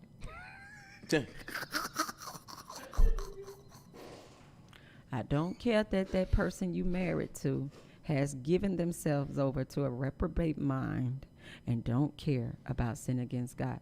Let them stay in their foolishness. The day they bring that idea to you, run. Say you have lost your entire mind and you want my buy-in and then you want me to go do it too. No, you go commit adultery and you go be out there by yourself. I'm not going to do it too, so that you have no conviction of what you're doing to me. That's crazy. Y'all did not create marriage. God created it and set up the standards for it. And he gets to tell us what we can do while we in marriage. You don't get to come and change the rules. I don't care who you are. He said to every man have one wife. That's it. So stop these fake bootleg marriage, whatever y'all doing. These agreements, you just agreed to go to hell with your spouse. And guess what? They ain't standing next to you, because marriage is an earthly title. Has nothing to do with where your soul is going when you leave here. They're not going to be standing next to you saying, oh, I told them they could do it. No, for real. Hey, speak for me. Tell them that we agree. Tell them, man, yeah, we was good. She was good with it. Yeah, I was good with it. We was fine. Y'all both going down button. Damn, I want a hell button on here now. You need a hell button because people talking hellish, crazy stuff. Like, this is just, that's crazy. And hear me, I do know couples who have done that. And the hell you break loose in your life when you do that. The hell you break loose. I can only imagine. Sir, something they never signed up for. Give me an example. They end up meeting fools out here that try to harm the husband or the wife. Wow. Or who end up harming the husband or the wife. Like, people have murdered their spouse. Not like, they let this woman in. She got attached to your man. She either come kill you or kill him. Like, this has actually happened. Wow. In marriages. Because y'all playing with people now. Y'all know y'all staying in your marriage and y'all just decided we gonna go play with people. Single people who want a marriage, who want to be connected, and you gonna go play. Y'all just decided as a couple to go play with people and their emotions and use them for your satisfaction. God gonna rip y'all to shreds. Before it's over, you gonna feel bad about what you did, especially to that single person. You wrong. That's terrible. But they doing it, and they're getting hell, y'all. I told you, people not giving the Yelp reviews on their hellish ways. They're not coming back giving a review and saying, I did that. And let me tell you what happened to me. See, we go quietly off into the night after we live in sin. We don't never come back and say, now let me tell y'all where that went. See, nobody's coming back and telling folk, living like this is what it got me. Older people, please tell the young people in your family the whole story. The whole story. Tell them the whole story. Say, I did that, and this is the hell I had to get out of because I did that. Because they playing. Y'all see the crazy stuff they're coming up with in this generation, the crazy stuff they doing. You did it too, but you're not warning them. That's wrong. God's going to hold you accountable for seeing somebody going down the wrong path, and you don't even help them. God didn't mess up relationships. He outlined it in his word, how to treat one another. He's such a loving and peaceful God. He said, love others as you love yourself. He said, those are the greatest 2 commandments. Love God and then love others as you love yourself. He said, if you follow those 2, you're going to get all of them right. Because if I love you like I love myself, I'm not going to cheat on you. I'm not going to steal from you. I'm not going to rob you. I'm not going to do anything bad to you. I'm not going to do anything to you that I don't want done to me. So I don't have to remember every command if I just stick with those 2. I'm not going to harm people, but you got people harming people and don't understand God don't play about his children. Even the unbelievers, he love them. So if you a person that's a believer and you go out here and harm an unbeliever, you are going to get a consequence for doing that. Because believers, unfortunately, are held to a higher moral standard.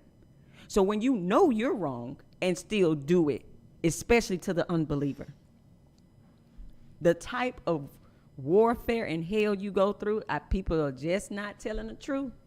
But there are people who do that. They make that pact. Oh, but it's a devilish pact. It's a terrible pact. It's a thought out plan to sin. Wow. Pull that comment that I had up there.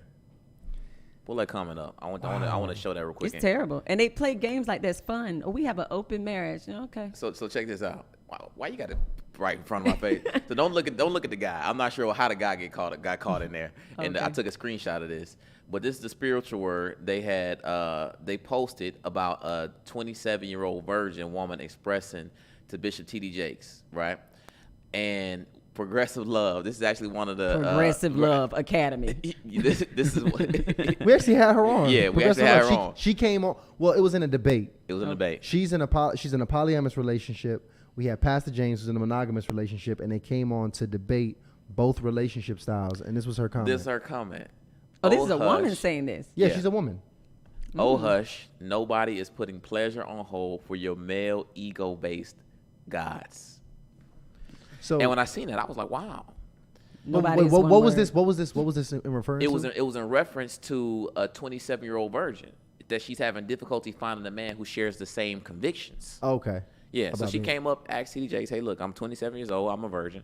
Can't find a man that's down with not having sex with me that I can be with long term. And her comment was, nobody is putting pleasure on hold for your ego-based male guys. Do you even hear all of what's in that one little comment? There's a lot in that one. That's why I wanted to. Putting pleasure on hold, because that's the goal of every day, is to receive pleasure. People are going to hell because of pleasure. I want pleasure on a daily basis. So she's telling her, nobody's going to put pleasuring themselves. Ooh, somebody tag her right now and tell her she better come backstage and she got 5 minutes to answer for this. Nobody's putting pleasuring themselves on hold to wait for you, a wife. It was a lot. When I seen it, it was a lot. I was like, wow, because, we had them on the show. We had her on the show and a couple of her partners. And, it was a great show. And they broke down the lifestyle a little bit, talked about kind of some of the... She has multiple partners? Yeah, multiple husbands. I think she has like... I don't want to disrespect it. It's like at least 4. At least 4 to 5. She does not have multiple husbands. She's the lady at the well. When you read the Bible, there's a story of Jesus coming to a woman at the well. And he said, he said, you've had multiple husbands. And he said, even the man you with is not your husband. He called her out very directly. And he said, what you're lacking, you will never fulfill this way. And I'm trying to give you water that you'll never thirst again. That woman is very empty to try to be going through that many males, and she still has not found anyone to complete her. And it's not about completing. Men cannot do that. Women cannot do that for you. God has to do that. She is definitely the woman at the well. And that woman at the well, God opened her eyes, let her see where she was, and he set her free. And she became, one of the first people he told to go be an evangelizer, because he said, go and tell everybody about this moment. And she went and told everybody about Christ. That woman is very blind, who tells you she has 4 or 5 husbands. I would love for you to talk to Kenya, too. Kenya Stevens is her name. She's receptive. I don't talk to people who are not receptive and who have decided to be a certain way. I let everybody be who they are, especially when you're a certain age. I assume you came to where you are by your life experiences and whatever you came through, especially with my clients. See, when you come to me, it's because you're realizing where you are is not working. There's a problem, and you're coming to me so that I can help you to solve it, to see better, to change your perspective. But when people are settled in a thought process, I don't waste my time. Oh yeah, it's gonna be a debate. They ain't no yeah, talking. I'm not wasting. I wouldn't even waste. You mean for debate because people like that, and when they create a platform around it, they have settled in their mind. No, no. I'm doing. She does have a platform. She's committed. And there are people who just want to be whores that like that. Let's be clear. People who follow these polygamy type things, they're saying, yes, I can have sex with multiple people and pretend that I'm married. Well, yeah, you're not married. You're sitting there with all these people. You're in whoredom. And so they love polygamy conversations. Like, that's what I'm talking about. We can still have sex with a lot of people. Yes, that fits. Tyshawn is cracking up. Yeah, that fits. Because I was one of those people too. I really like. He was like, yes. Oh no. Let me tell you. So multiple partners. A couple of years ago, I would say. Yeah. Tyshawn was He was. Because he's like, there's no way I can just have sex with one lady, man. No way. No way. And Tyshawn, he's the type of guy that when he's moving towards something, he's going to research. And not only research, he's going to find mentorship. So Tyshawn was at the point where he had identified guys that were married to multiple women, living the lifestyle. Yeah. Meeting them. Yeah. Really diving into it, considering this as a possibility. Like interview, like because my biggest issue with did you interview the women too? No, good question. Yeah, but see, my biggest issue with polygamy, why the biggest problem with it was that I never saw examples that I ever one was like, oh yeah, I want to be like that. I never saw a handsome example of a polygamous couple. A handsome. That was the biggest issue with it. Somebody said orphanage. I'm sorry, I cannot ignore that word. No, that is crazy. But let me tell you, as I continued to really understand the principles of a healthy relationship, of what it took to please and maintain a healthy family, how to pour into and feed a woman. First of all, there's no way in hell I'm trying to feed and pour into more than multiple women. Yeah, so let's be clear. It's about sex for them. It's about sex for those men. And even for me, at that point, it was the biggest thing was, how am I have sex with one woman forever? So that 100% was where I was. And, it's a lot of people there. Mm-hmm. And as we continue to, allow the online internet to open up, now there's tips, tools, and guidelines for people to now even find out how to have success in polygamy. Right. There's no success. Or whatever. There's no success. I need people to check back in with people 15, 20 years later. I don't need you to find no new polygamy guys. I need you to find the dudes that's like 80, 70, 80 years old. I need y'all to talk to elders and older people who used to do something. I need y'all to stop talking to the current folks who haven't yet to fall. And they're very prideful and they're very involved in it. We don't ever check back and say, what happened to old girl? Oh boy, like what happened? I need y'all to check on polygamy, like people who were involved in it like 20 years ago, and then search up them people and find out where they are and what they're doing and their children. Google it. See, the Bible. I love the Bible so much because it gives the whole story of people's lives, the beginning, the middle, and the end. It tells you, and this person did this, and this was the end, good, bad, or different. See, culture only tells you a highlighted moment in somebody's life, one chapter, and it make you think it's good. Yeah, we don't. That's what I'm saying. We're not going back to check the reviews. What happened to you by living that way? What happened to you by making those decisions? We don't talk to our elders. The enemy has created this generational gap where older people are discarded, not listened to, and thrown away, where we're not going to ask them. They did it, y'all. They did it all. We're not making nothing up. The humans that got here before you did all the things. There's a story they can tell you. But if you ain't talking to enough older people, they're not telling you, hey, let me warn you about that. Hey, let me tell you, that ain't good. I got a cousin that did that. I got a friend that did that. Hey, it was bad before it all was done. That thing blew up. We're not talking. To elders and older people, we don't want to. Because when you want to do something that bad, Tyshawn, you will research it to give you justification. That's true. And you literally were guided by sex for a major life decision. Mm-hmm. When sex is king, when sex is God, I told you, it'll have you creating your whole lifestyle around it. It'll have you making long-term decisions when you are that deep in. You're literally considering who you marry based upon, I don't think I can have sex with one person. And you're about to set yourself up for hell. Hell. Because those women are competing in those polygamous relationships. The women sleeping with each other in those polygamous relationships. There's a whole bunch of mess going on in those relationships they're not talking about. They're not. Don't ever think that anything outside of God's way is the way. And those people ain't suffering. If they ain't suffering right now, check on them in 20 years. His word will never fall short. It will never. He made the word. We don't check back. What he said is what he said. He knows us. He created us. He gave us the book on how to do this thing. We don't listen. And then at the end of your life, in your 70s and 80s, you're going to say, well, I guess that was right. But I just hope it ain't too late for you by then.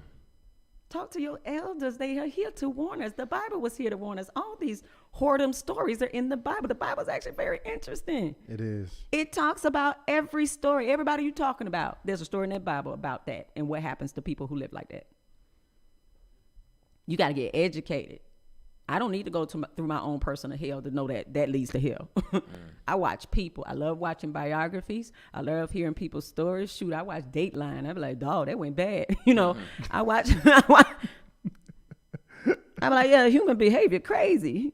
It is. It started out good. It sounded good. And then that thing went wild because human behavior, when it checks in, when human nature checks in, it go bad.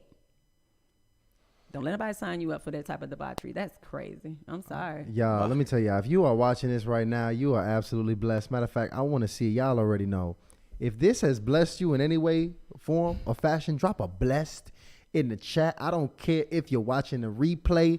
Drop a blessed in the comments because Tara is doing what Tara does. Facts. Every single time she steps on the set, it is such a blessing. For those of you who just got in here, I want to let y'all know we're doing a free giveaway, which we are about to announce the winners in just a few. So, Ryan, go ahead and find those winners. Go ahead and quickly, guys, fill out the giveaway so we can let you know who are winning the free tickets to the Destiny Experiments at Pastor Brian Meadows Church. Go ahead. And this is the thing. I'm only going to do one winner. So that way they can get 2 tickets. Oh, yes. That way One winner, 2 tickets. Yes. A significant other, you and a friend, or however you want to do it. So, yeah, I'm going to find that real quick.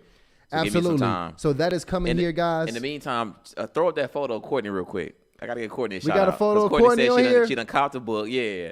She done copped the book. He's going to throw it up there real quick. Oh, there you go. Yeah. Shout out to Courtney. I love seeing that, man. Shout out. Too. I love knowing that when we send y'all these resources, y'all actually read it. And Courtney, you even more special. You took it to the next level to gift it to somebody else. Oh, so you guys sent me the picture. I know I've seen that picture when I thought we sent the photo. You remember I sent that? Yeah, that's right. You shared it. Thank you for that. Absolutely. Big shout out to you, Courtney. And I think was that an autograph book? Yeah. Man, sure she gifted an autograph book. I don't give No. books. I think she was saying that she bought it for somebody. Oh, yeah. But her original one, if you order it straight from my website, I sign all of them. Yes. And by the way. Wow. Yeah. Wow. Yeah. If you order it from me, I touch the book, I sign it. So, guys, anything ordered from me, I sign it. There you go. And just so you know, the link to go ahead and order your book straight from Tara is right there in the description. So go ahead and get you a book. And if you want to take it a bit further, you don't just want to get a book, you want to get some hands-on game. A boot camp that Tara has prepared for you guys is, well, you haven't released the date of when it's starting. On there. Everything's on there. Ooh. Yep. Everything. When you go to the site, the date we're starting, we're doing it every week on Tuesday night, every week for 6 weeks. Every week for 6 weeks, guys. So listen, resources, right? All around you in abundance.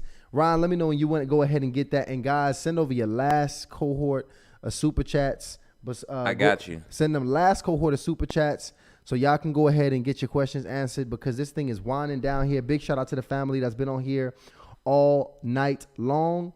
Tyra, first of all, thank you so much for breaking down that game about the non-monogamous lifestyle, because I think it's a lot of people that may have watched this that's on the cusp of making that decision, would have made that decision. And when it comes to spicing up your relationship, I've heard, man, let me tell you, I've heard a lot of, from married people, men that I know, they've told me that once you reach a certain point in marriage, it almost feels like you've explored everything that you possibly can explore in sex. And the only thing that they want to explore is something outside of their marriage. How is that the truth? Is it true that you can explore everything within a marriage, especially sexually, and there's nothing else really to explore? Or is that the wrong way to look and go about it? Well, I think a lot of those people are having sex. They're not making love. They're not in love. What's the difference? It's a major difference. They're not in love with their spouse. They have not gone to that deep level of intimacy where they know this person. And, in the Bible, when they had sex with a person, they would say, and he knew her, and she knew him. That's the word they would say. Your goal in a marriage is to get to know your spouse, and I promise you, you ain't gonna know them. I don't care how long y'all together. It's a continuous process of knowing them, even as they change with different ages and stages and life circumstances. People change. Me and my husband, like I said, have been together 18 years. I'm still learning things. He's still learning things about me. As we get older, we actually share more with each other. We're sharing childhood stuff that we never shared, and we've been together 18 years. Because as we are knowing ourselves more, we're saying, hey, you know what? I think I did that because of this particular thing in my past. Babe, I think I respond that way because we're starting to really look at ourselves and share it with each other, which brings a whole nother level of intimacy in our marriage. And any happy couples over 40 will tell you the best sex is over 40. It's a little different. Really? Okay. It's different.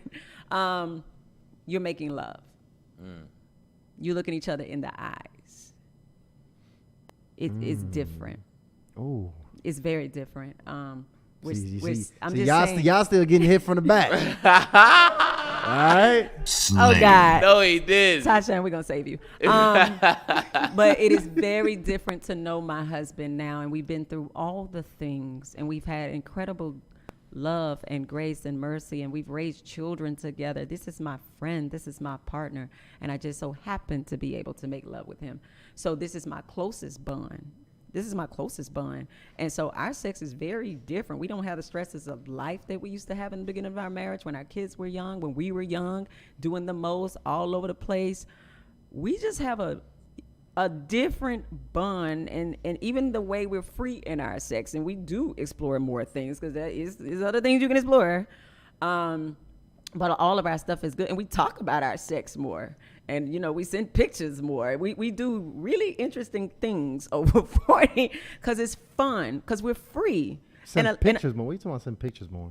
We send pictures. They married. Oh, wow. Me and my husband, oh, yeah, we still do those things. You know what? And now it's more fun. That's different because, in single life, that's like taboo. We'll be like, you better not ever send a... But no, I guess I get to. As a married woman, I get to send the pictures. I get to say, you know what, last night was... and send him some emojis and say that was, hey, and what was going on with you? And he's smiling and he's laughing, and we're doing because when you work and you're a professional, my spouse sees my other side. I see his other side, and it's like a little secret we got because we out here in the public all put together and professional and whatever, but when we get in that bedroom, Slayer. It's a whole nother world, and I love that secret between us. I love that nobody knows us like that. When we go on vacations, we go to other countries, and we all out there, wearing stuff we wouldn't wear stateside. We got nicknames we give each other. We try to pick each other up. We play games at this point, like fun games with each other, because our kids are older. We don't have all that stress. Right. We're settled in our careers. We make the money we make, so that ain't even no hustle. Young folk hustling, single folks hustling. We are settled. We a married couple. We good. So we could focus on fun with each other, and we like each other. We're like, man, you my friend. You my bestie. I love you. Like, and we know we love each other because like I said, we've been through all the things. We've seen each other at our worst. We do all the things. So the fact you still here, that's just a whole nother level of love. When you look at a person and say, you see me with my breast thing, you see me using the bathroom, you see me do anything, and you still here like this, kissing me and holding me, that's love. Everybody out here faking, it gotta be so polished out here dating. We ain't even gotta be like that. Gotta like be polished. we don't even have to do that. Me and my husband just, we joke, we slap each other on the butt, like we do whatever. We just run around our bedroom, our kids annoyed. But they like seeing us too. Like when my daughter tells me, my 16-year-old tells me, I want a marriage just like you and daddy. Wow. Like I sincerely want a relationship like you and daddy. That is such a high compliment. All my kids want to be married. I have 3 daughters and they all are like, oh, I want to be married because what they see with me and their father. That's amazing. We have fun. Wow. Yeah, we live a very blessed life. God has blessed us because we did it a certain way, because we have lived righteously. God has blessed our union, blessed our children, blessed our life. And that was a decision we made years ago to be righteous as a couple. We stopped all that sex stuff. We went, we went abstinent. We just said we're not, because we wanted the blessed life that we have right now. And I want that for people. I'm telling y'all, that is what I really, really want. That's why I'm out here. I'm like, y'all, this thing get good if you let it.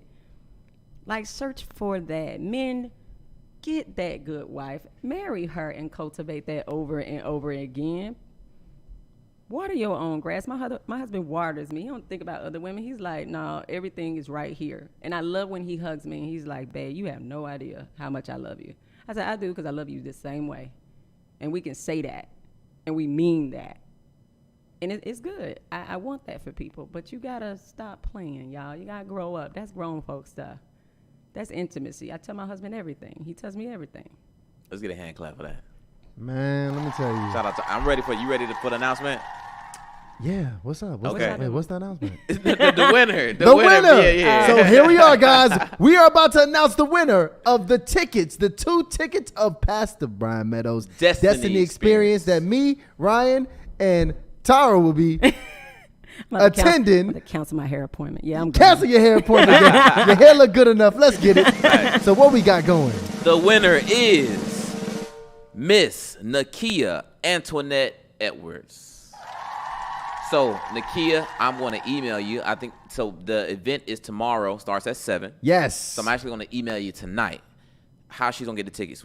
Yes, we are going to email you the tickets as well. So just go ahead. Make sure you give us your information. Well, we already got her email, right? All we need is the email. We're going to email the tickets over to you. Just know that it's going to be at Pastor Brian Meadows Church. That's over in Powder Springs. Yep. It is Embassy City Church. You're good, hardly initiated. It's going to bless you, so you're going to be up in there. We're going to make sure we email them tickets over to you. And, guys, if you didn't win tonight, go ahead and copy tickets. Yep, y'all already know how Pastor Brian Meadows get down. Yeah, so Oh, by the way, Pastor Brian Meadows, that is another brother that will be joining us on stage.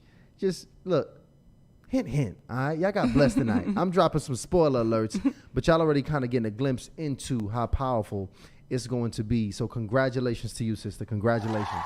Yeah, I'm excited to meet you too. So we gonna have a good time out there. You know, it's a play, it's an experience, and we got you already hyped this up because you said the host is a musician and a phenomenal performer. He's funny too. But no, y'all got a good one. Like, he's great. All right, we're gonna have a good time. And there you have it.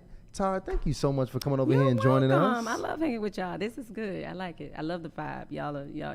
You guys are good. You got a good platform here, and what you're doing and the conversations you're having are so needed. So I appreciate coming on, and you just let me do what I do. We appreciate you. You just got to keep calling us when you come to the city. I got you. Every time I'm up here, I'll let you know. If y'all think that we should have this sister back, just put "bring her back" in the chat. Bring her back. Look, if y'all don't put the "bring her back," we won't bring her back. But if we need to bring her back, drop the "bring her back" in the chat.